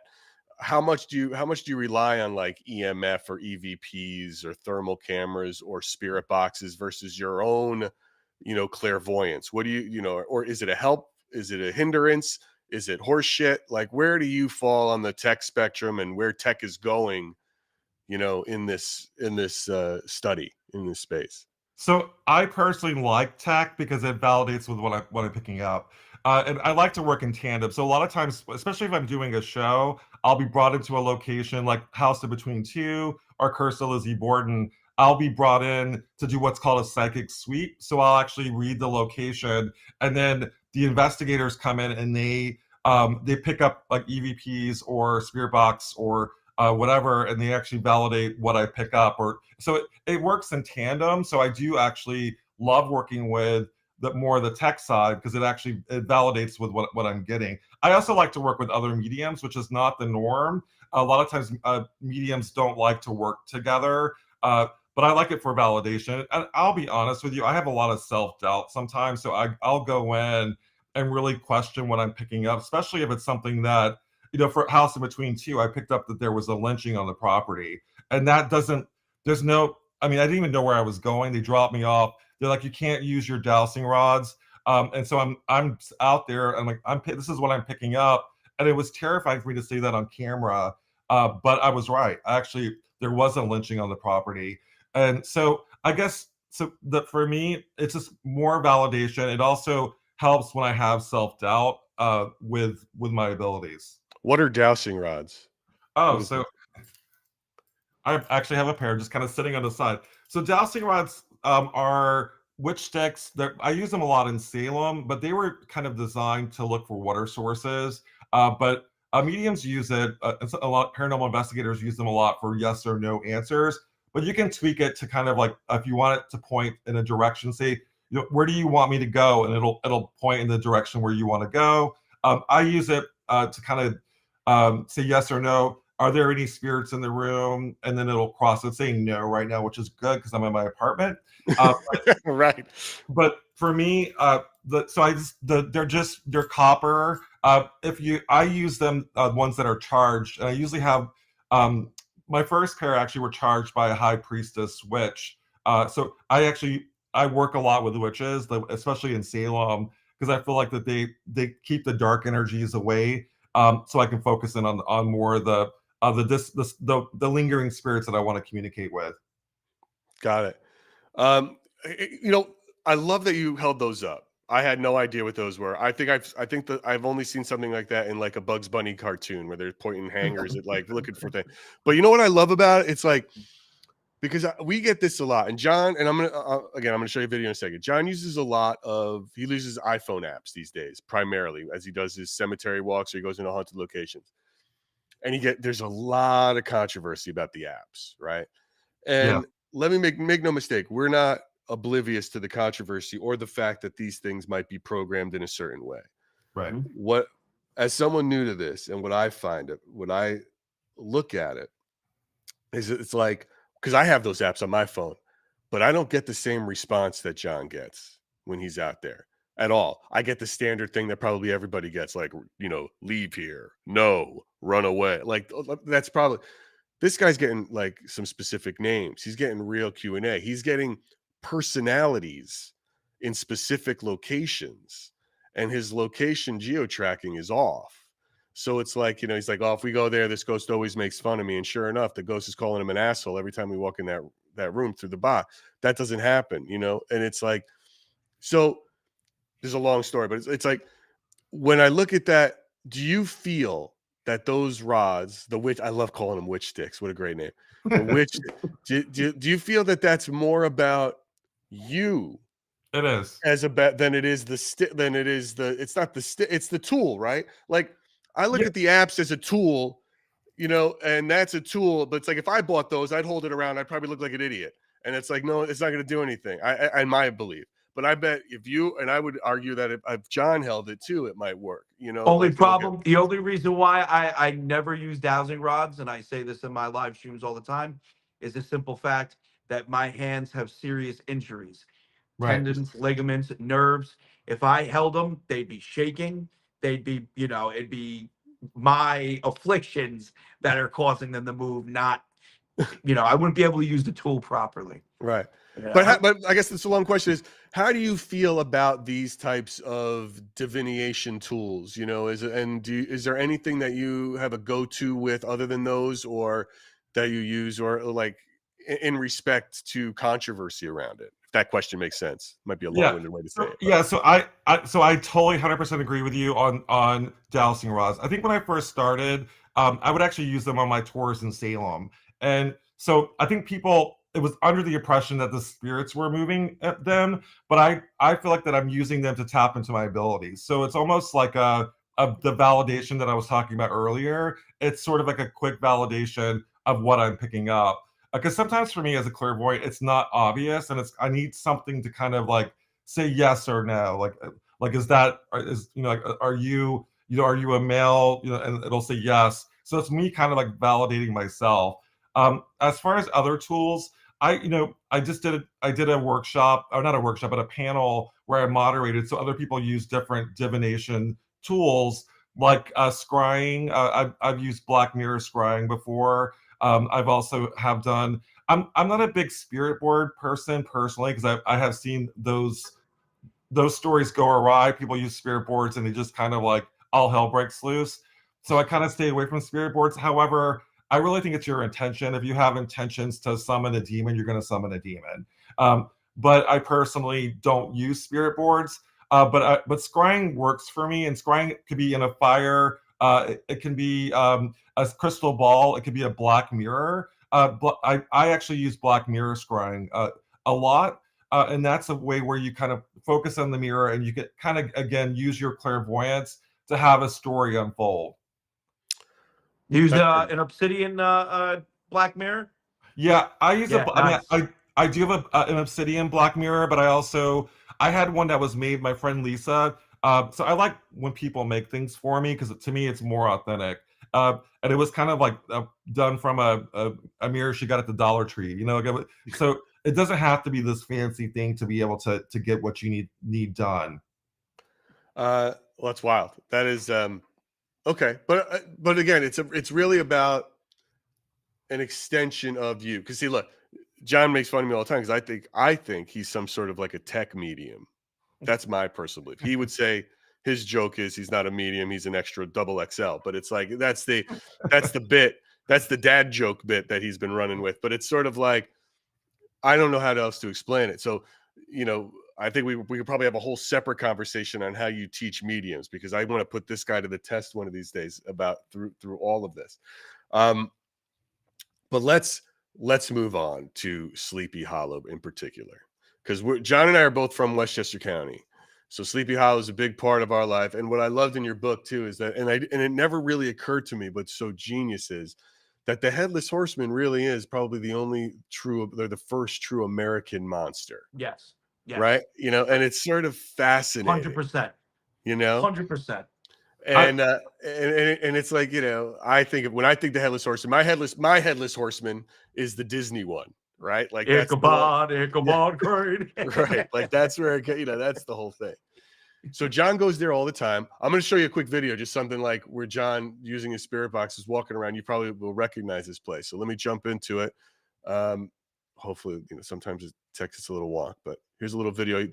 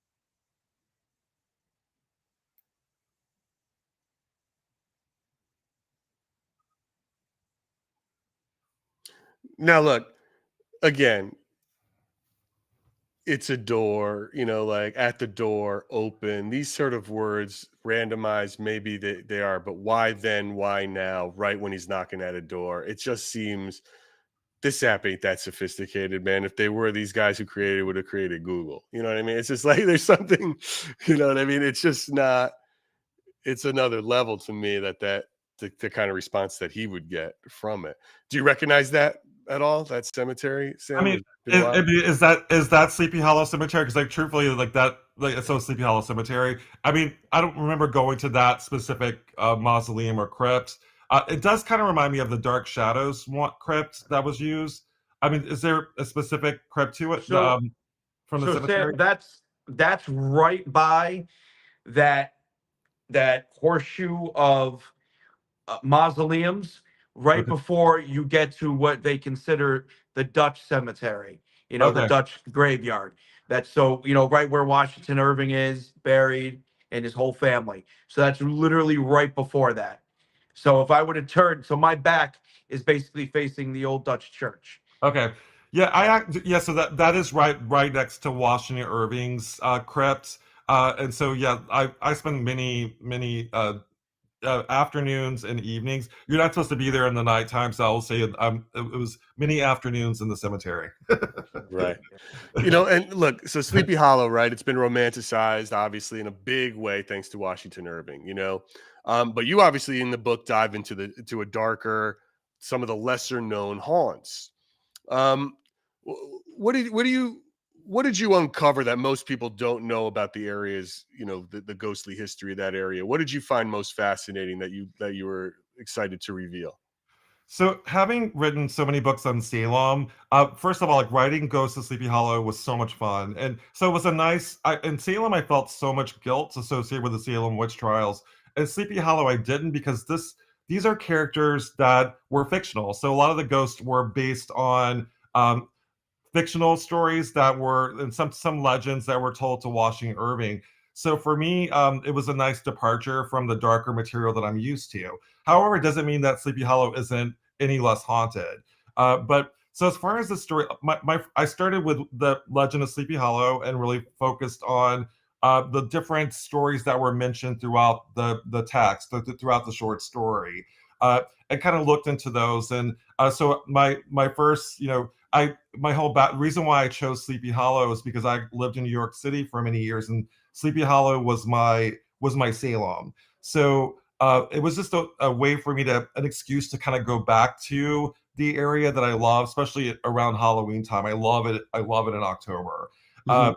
And so, as far as the locations and the stories, I took first of all, like there have been reports of a headless horseman ghost, and so looking at the like where that came from and why would there be a manifestation, especially since Washington Irving wrote the story when he was in England. So and we you guys both know that there was a actual a Battle of White Plains where there was a decapitated soldier. So there was a real headless man or headless horseman that perhaps he did base the tale on, but we're not 100% sure about that. It may have inspired him, but it's almost like an amalgam of different stories to tell the story. So I looked at what he kind of talked about and why are people still having sightings of the headless horseman even 200 years later? And it's of course it was after the book came out in the early 1800s, or the short story came out in the 1800s.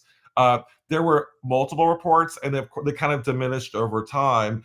But I strongly feel they're what I call thought form manifestations or egregores. And I so was just about to ask you about it. You stole one of my questions. Yeah, go ahead. Tell us. That was my next question because I love this word and I love this concept of manifestations. Go ahead. And so for me, Sleepy Hollow is full of egregores and thought forms, and the culprit is Washington Irving. He kind of created them, and so an idea of a thought form, and it goes back to the Phillips experiment. I mean, it's been around forever, but that idea that you can create a ghost or create a manifestation, and the perfect location to do that is Sleepy Hollow, especially with a story as rich as the Legend of Sleepy Hollow. So I think a lot of what's going on in Sleepy Hollow is either egregores or thought forms or other spirits assuming the roles of these characters to kind of give them life, if you will. But I do feel like that the activity, some of it has been conjured. So it's like, John, I mean, to me, it sounds like, as opposed to like a poltergeist, by definition, right, is like sort of like the energy from one person's manifestation, right? It's from a living person creating Right, this thing.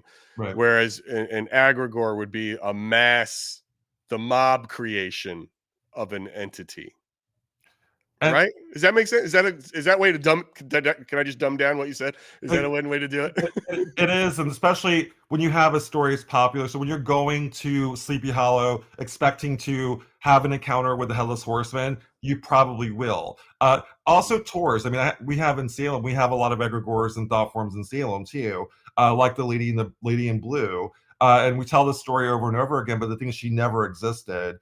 And so the Lady in Blue has been created. There's photos of the Lady in Blue, and so same with Sleepy Hollow. We have stories like Huldah the Witch. Huldah the Witch was I kind of talked about, and there's a kind of one line that could be Huldah the Witch in the Legend of Sleepy Hollow, but Yeah. then it was reinforced in Edward Mayhew Bacon's book in the late 1800s about creating this whole character, this woman who was a witch. She lived in the outskirts of Sleepy Hollow, kind of outside of the Sleepy Hollow Cemetery. And she, during the American Revolution, she fought for her lands and basically turned into Xena the Warrior Princess. And so what's interesting is people have reported having experiences with Huldah the Witch. There's a gravestone in her honor, and she was created person. She never existed. You know what's Wait a wild? minute, wait, John. You're telling me there's a gravestone for somebody there? There's no body in it. Is Yes. what you're saying? No, that's 100% accurate. Yes. Oh wow. Yes. And So listen, my followers will hound me if I do not bring this up. okay. I document a place called Buckout, New York. Oh yeah. Okay. And in my documentation, the spirits speak of an entity called the Doulahan. They will say the Doulahan. And in doing research about the Doulahan, it's created many ways, but one way this entity is created is by losing its head in battle. Mm. And Buckout Road, those woods are right near where the battle, I think it was October 26th or 28th, 1776, the Battle of White Plains, which is what's referenced in the Legend of Sleepy Hollow. And I believe there's a line in the actual Legend of Sleepy Hollow where he says that, the rider rides back to the place where he lost his head. And that would be the woods of Buckout. And in my documentation, I come across them speaking of the headless rider, the headless mercenary, and they say the Doulahan. And it's terrifying. And I don't get scared of things. That's like one thing about me. I don't get scared, but that resonates, as Gary said, us being from Westchester, growing up with that Legend of Sleepy Hollow, that resonates with me. And it's a terrifying thing to think about, that I'll be sitting at Buckout and then all of a sudden I'm gonna see the headless horseman, And Sam, Buckout Road is also known for it's got years and years of horrific tragedy from Years. from dealing with the treatment from slaves to the a woman killing her kids, the legend of that, or the Buckout family Yeah. murders and everything. Like you'll Mary see Buckout, Albert Mary Fish, the Buckout. albino cannibals. I mean, we can go It's on and got on. so many legends, and she's a lady. Isn't there another lady in white over there too, Yeah, John? that's Mary Buckout, who Right. last three sessions ago at Buckout, she actually came through, which was wild. And then last night, when I was at Buckout last night, they were speaking about her saying, how she hung herself. And that's pretty wild. But yeah, the whole Doulahan, headless horseman, Buckout is just it's insane to hear that. First time I heard it, I freaked out. I had no idea what they were talking about. I was just like, what is going on? So it just and reading your book, which I read, I just figured you'd like to hear about the Doulahan and Oh, I more love rooted it. legends. Yeah, I went to the location at the Battle of White Plains, so it is right by the road. Have I explored the road like you have? No, I haven't. And I actually also did a lot of research. So this conversation kind of turned me on to the legend and lore associated with, I think it's like a mile and a half strip, right? So it's like not a very long road. About 2 miles, yeah. And so I haven't gone like so close to the location. I will tell you, like I felt, and there have been reports of the headless horseman over there, and I'm like, why would there be reports over there and not Sleepy Hollow if it's in fact the thought form manifestation? So so you said a Doulahan? Doulahan.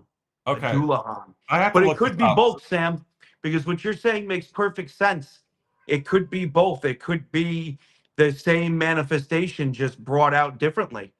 Right. Through everyone's intent, because mainly that whole, thought form and all that, that's intent.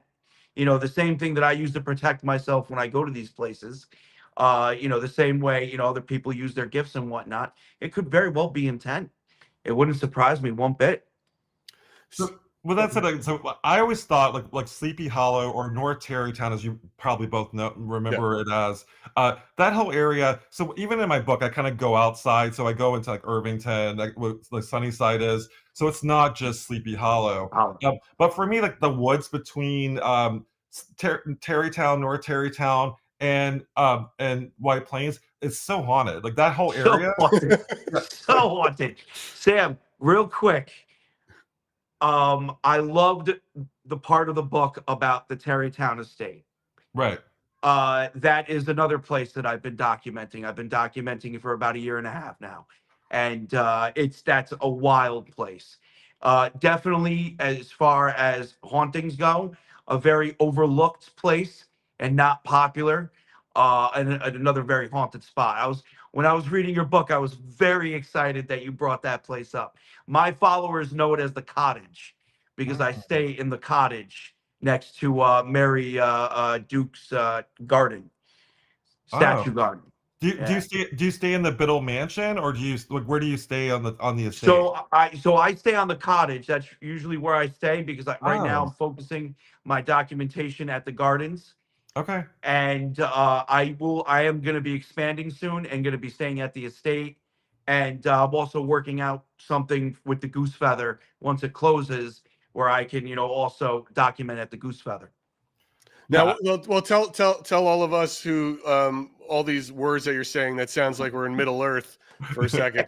Why don't you tell all of us who don't understand, like, what are some of the things that you've experienced, both of you, Sam, like in these areas that maybe that match up, that are in line. Yeah, so I always stay at the Terrytown House estate. So there's the King Mansion, which is where Goose Feather, and he was referring to the restaurant. It's a Asian fusion restaurant. That's amazing, by the way.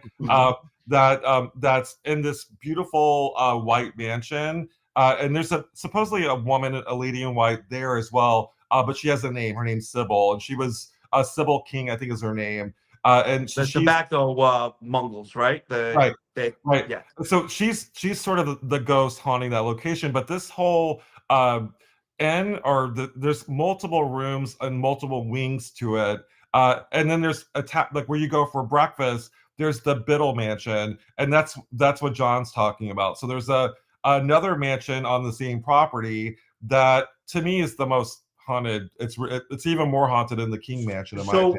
Where I stay is right across from the Biddle Mansion. Oh wow! So because that's No. right near where the gardens is. There's this little. It's the new. I believe it's the newest part of the entire estate. It was all. It's all stone. It's a stone cottage that was erected in 1930, and all the stones came out of the Hudson River to build this place. Oh And wow! I've always just been. I love it. It's just like one of those things where that's where I have to stay. But interesting enough, what I've documented there so far, I can only describe as a succubus type entity.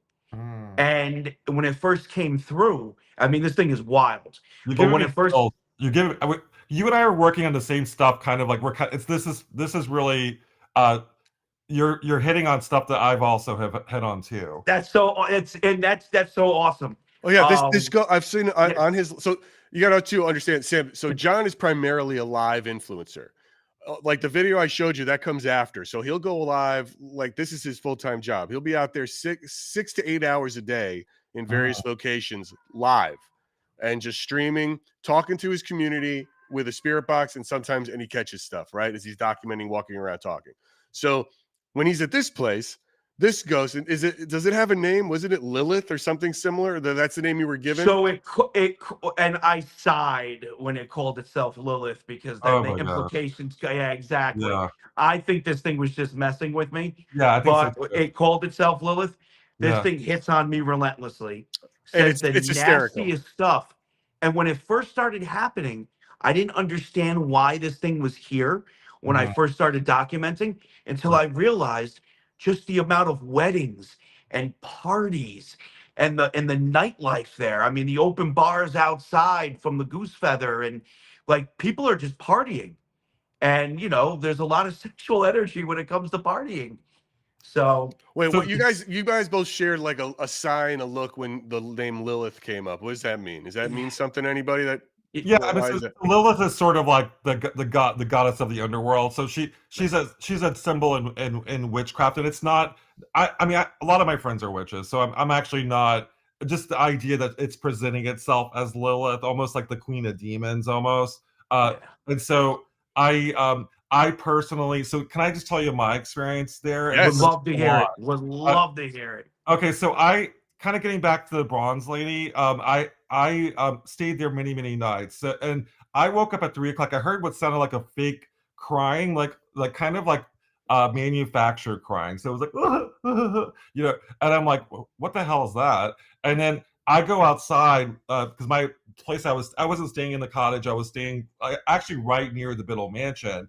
I go outside and I see a woman almost like with big kind of like black hair running up the hill toward me. And like she's gonna hurt me, you know, and she was wearing like a nightgown, and it kind of looked like dark shadows, like almost like a vampire type woman running after me, and so I always assumed that it was me pissing off the bronze lady from earlier that day. But I will never forget that it was woman. She was kind of coming after me, and she was kind of uh, sexualized. So when you said succubus, I'm like, oh shit, okay, Yeah. yeah, And so I want to That's just touch wild. on something that you just said. When you said that cry, that cry, I yeah. picked that up. I picked that up. And the last time I was actually at the cottage, there was something that was crying that way. And I'm like, I'm like, wait a minute, is Lilith now attacking these spirits? Because I've even documented Lilith controlling some of the female and male entities there, some of the spirits. It'll be This is wild. why I work with people like you, because like this kind of like collaboration is because I'm like, why is she crying like that? And so like having someone else that has that and that's been like on video, it just validates with what I picked up because I was by myself in my room and there was no one in there to chronicle that. So I'm grateful that you have that. Part of me hates the fact that you have it because it makes all of this that much more real in a really terrifying way. That gives me chills. Like, it I really knew does. that we were going to, just the way you described the estate in your book. I Yeah. knew that this was going to be one of my favorite parts of this whole conversation, and that's just so awesome.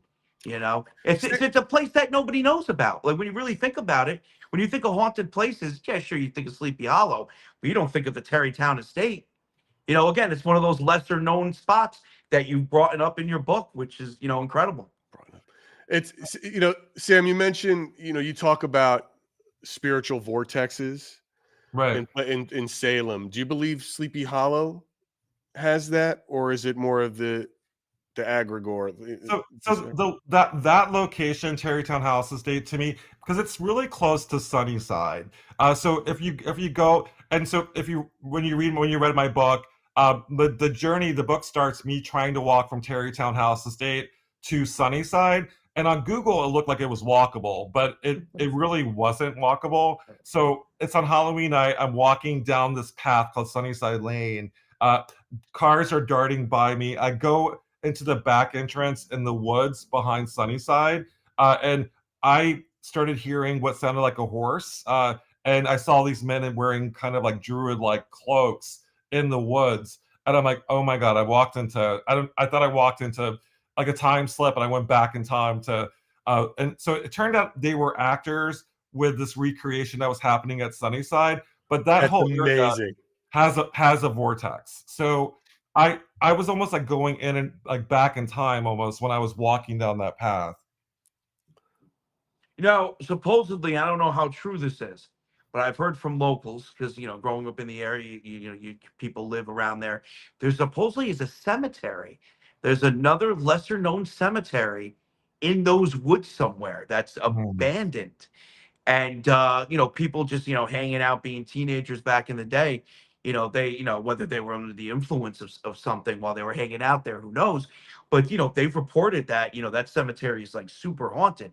And that's one of the things I want to do is explore that whole area, see if I can find that hidden gem of a cemetery that people haven't stepped foot on in forever. And Sam, you should know, like for John, his claim to fame, like the reason he's got 1 million followers on TikTok is, and I believe this to be true. He is one of the first people to start really walking through cemeteries with a spirit box. And a lot of people, even that I've investigated, and some real credible people, are like, there's no spirits at cemeteries for whatever reason. And John has been doing this and building up a family, some documentation and evidence, and his fans love it. He also cleans old headstones, which is like he's as far as I know the only person who does it. If there's anybody else that does it, he did it first. So he goes, and then that's where he has a lot of his conversations while he's cleaning headstones. And some of them will be like, cleaning my grave, thank you. Or they're like, get lost, I even had Crazy. one of the most the video wasn't that popular, but one of the most recent videos that I put out was, straight from my live stream. I got done doing I do headstones in stages. I let it dry. If I need to hit it again, I will. Most of the time I don't like to. I hit it once and, wait for it to dry, see if it's legible. If it's legible, I've done my job, that's it. I'm waiting for it to dry, and a spirit comes through the spirit box clear and says, "Did I miss the cleaning?" Almost like, like an audience, like spirits at the cemetery, watching me clean these headstones. So it's wild when that happens. Yeah, so And I actually I'm in a school, so I got my start in like going to cemetery. So a lot of paranormal investigators like they'll come with like if they're passionate about investigating, they start in cemeteries. I did whoever says that their spirits are not in cemeteries, I mean I think that a lot of times that the spirits that are there are either darker energies that are preying on people like us. They want to like attach to us or so I think darker energies hang out in cemeteries and not necessarily the ones that are tricksters. So ones that are going to mess with you, or spirits that were visiting their loved ones at the cemetery. So I think that's the case as well. So I think that I listen. Recently, I got knocked on my ass bad. 4 years I've been walking through cemeteries on social media, knocked on my ass bad, it was pretty like funny, really Sam. I'm bad. not gonna lie. It was a good And pratfall too, but that's yeah. And then one thing that I always warn everybody of is when you're at a cemetery and you're visiting your loved ones, do not run a spirit box. You do not know what is going to come through and try to pretend to be that loved one. And because you're in a place of grief and you hear things that might spark some hope, and that can end up very dangerous. Well, what I really like too, John, about what Sam said is something we've been talking about because it was when John first told me his theory, it was like the fractured memories of the living. And I'm like, well, as far as and other people mentioned this to me too, but it's like as far as I could tell, nobody remembers their grave site. That's not a place you would remember. But when you're talking about it's the spirit of the people visiting their loved ones, and then Which I those get a lot. memories, right? Those Which I memories, get a lot. right? And the memories of Yeah. then those memories could be attached to them, attached to that there. That starts to make a lot of sense. When I'm If cleaning the that's what it is, headstone, if that's what these spirit, if that's what it is, if this is what it is, that could make a lot of sense. when I'm cleaning the headstone of a 3-month-old little girl, she's not going to say thank you for that. It's right. always an adult spirit, saying thank you for doing that, or thank you for, or they even sometimes say that's my daughter, that's my son. So yeah, a lot of spirits that are there are not, they're visiting. And Sam, John sticks to these, like in New York too. There's a lot of older sections of the cemetery. These are like Revolutionary War, Civil War era gravestones, and which is you often obviously you say a lot, and you've said a lot in a lot of your interviews that I've listened to and read. How history and haunting are intertwined. Mm-hmm. And is it like are some of those? Do you have any of those moments that were especially eerie or emotional for you in investigation with history and haunting, as any of your books, Sleepy Hollow or anywhere else? Truer words, Sam. Truer words. That those words that you say, and they're that is the truth. I stick by that too. So Yeah, I mean, for me, like a lot of every book is sort of like a new adventure. So like those stories always emerge in pretty much every book that I've written. I have written a book on haunted cemeteries, and to me, like a lot of the haunted cemeteries were very profound. But there was some in Plymouth, Massachusetts. So there's the cemetery there that's right by the square. So there's a lot of Native American. That was actually where the first pilgrim house was built. So like that, so it's a really important piece of land. But I actually was encountering a young man who passed away. He got hit by lightning in the cemetery, and I started picking him up as a clairvoyant. And oddly, his mother was in the cemetery while I was there going on the tour, and we started talking about him. And so like the stuff that you expect, it turns into something else. And I almost did a gallery reading for this woman with her son who was his spirit was coming through in the cemetery. Cool. That is pretty wild. Yeah. Absolutely. How did she feel about that?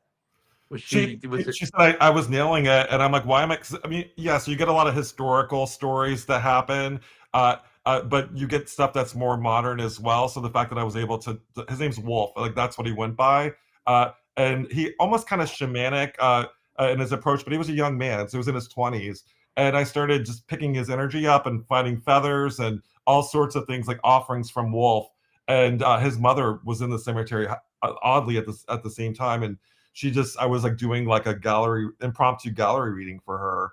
And yeah, she was really grateful that I was able to communicate with him and tell her his story, and that he's still there. He's still there because he's in a good way. So he's almost like the protector of the land. And what's cool about that is it's so personal.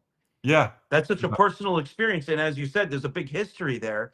Right. But now here's this more modern micro history of this man, and his mother's there. Just that I mean, that's awesome. Yeah. And so those to me are the ones that I remember the most. But yeah, like especially with the American Revolution, this is kind of funny, but I was following Benjamin Franklin, so I was trying to find Benjamin Franklin's ghost. So I went to all the locations associated with Benjamin Franklin. Then I go, and this is from in my book, the Ghost of the American Revolution. And so I go to what was the foundation of Benjamin Franklin's house, and I was looking, like there was like this underground privy, and I'm like, oh, what's that? And I heard behind me this voice say, "That's where George Washington took a dump." Like that's what, and I'm like, "What?" And I turned around, and there was nobody there. And so, if you know Benjamin Franklin, he had a potty mouth. So that was to me like I was looking for Benjamin Franklin all day. Literally in this case. I think I found him. Wow, that is amazing, and that's great too. Because you know what that also shows me. That also speaks to this idea that look, they were people. Yeah. Yeah. They made toilet humor. Yeah. It's like every guy thinks it's funny forever. I mean, it's just sort of the way it goes, right? Sam, this has been an unbelievable. You gave us an incredible amount of time. It's been unbelievably informative. You're a wealth of knowledge, and I want to, just before we tag off, I wonder if you were going to hear about what John's experienced, what he's able to do. What would you say? What would be the first thing you would do with this guy to see if he's actually a medium of some kind? How should we test this guy out to see if he's a medium? Well, here's the or thing. Something.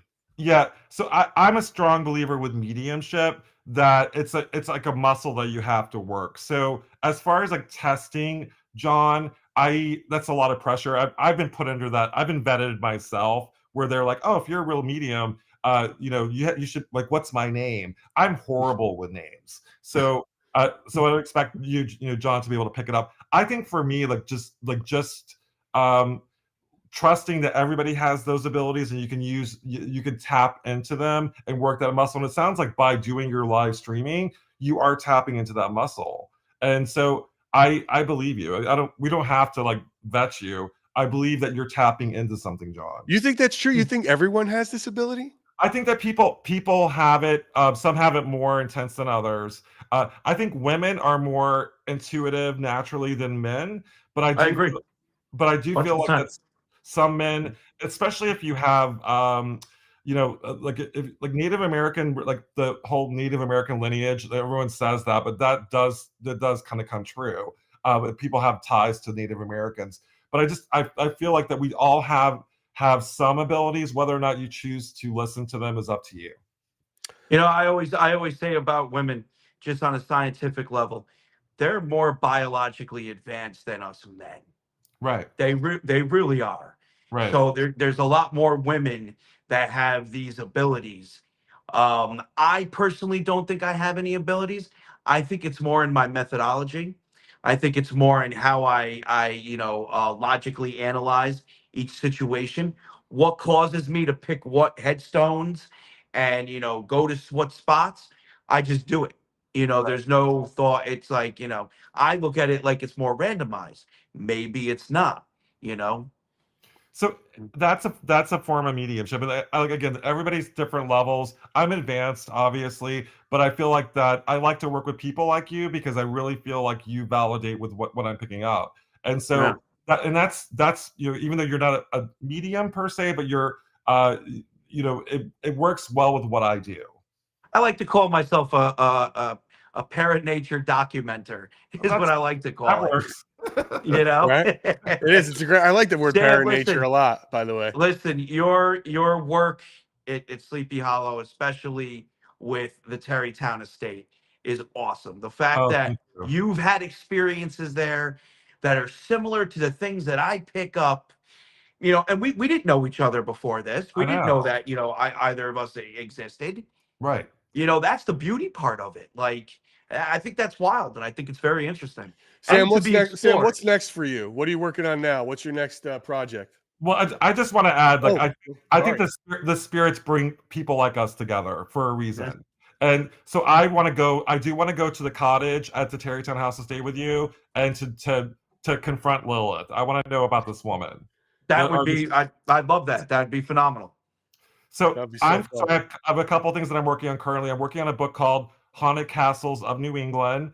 People were like, there are castles in New England. Yes, there are castles in New England. So that's been a lot of fun. I'm actually going to be working on a book on haunted castles of New York probably next year. So I'll probably be in your neck of the woods, John, to be able to go to some of the castles like Lyndhurst Castle and other Cool. castles, Bannerman Castle in the Hudson Valley. I also curated an anthology called the Haunted Travels Anthology, and that's coming out on Friday the 13th in June. So Okay. that's a collection of up and coming writers and some established writers, and we went all over the country chronicling similar stories to like you experienced in Sleepy Hollow, and looking for stories for next volume, which is coming out next year. So maybe you could do a story on your experience in Buckout the Road, or also at Terrytown House Estate.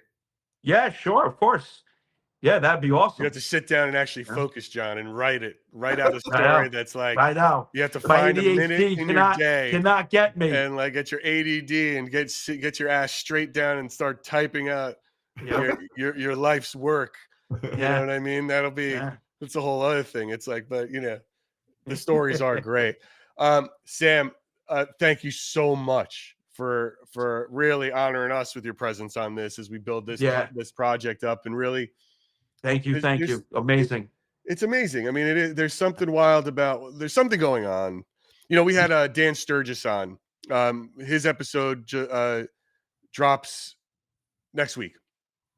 He's a paranormal investigator out of New York, and he brought up this point that I thought was so wonderful, which was, it's like it really in the scheme of the world, we just figured out what lightning was when we created high-speed cameras, which is not that long ago, to see how it actually formed. Mhm. So it's like there's so much we don't know, and we're just not there yet. Mhm. You know what I mean? In terms of what we're doing, but getting different perspective of people who are on the ground, who are doing it, who are writing it, who are experiencing it, finding those things that corroborate each other's stories. It freaks me out a lot. I'm not gonna lie, it really does. But it's very fun, and it's very Yeah. interesting Good. to see what that all means and where it could potentially be going as technology advances or these kind of studies advance. So your contribution to it and to this whole genre is unbelievably helpful and wonderful to read and follow. So again, Sam, thank you so much. I Thank you, appreciate Sam. it. Thank Really, you both thank for you. having me on. And there are no accidents in the paranormal, so I feel like that we were meant to talk. I like the way you think. Yeah. I like the way you think. Yeah. Sam, Definitely. I'll Sam, see- thank you take again. care. Thank you for joining us. Thank you guys. Bye. Bye. Sam is gone. John, that was pretty wild. Yeah, that was cool. He's awesome. Smart. You know? He's got a real good Yeah. perspective on things. He also seems to be very unique as far as his view on the paranormal. It's very journalistic. And I know that's what he's done. He did for years, he said, but it's very journalistic. Like, I know he says he worries about mixing his clairvoyancy sometimes and whatnot, but that book that, the book he wrote about Sleepy Hollow very journalistic. The whole conversation he had with us, you know, That's just right. I loved him. He was awesome. And everybody, look, you know, the book is called Ghosts of Sleepy Hollow, Haunts of the Headless Horseman by Sam Baltrusis. I'll have a link of this in my bio and in my link tree. It's so good that my ADHD personality was able to go right through it. It's the fastest book John's ever read. He hasn't read a book and learned that didn't have pictures in it for so long, but this had some good pictures and ones you might recognize even from John's lives if you go and see it. Listen, guys, thank you so much for listening to Splintered Spirits and for watching. Be sure to like, subscribe wherever you get your podcasts. This has been another wonderful episode. Everybody, thank you so much. This has been Splintered Spirits. Until next time. Oh, wait.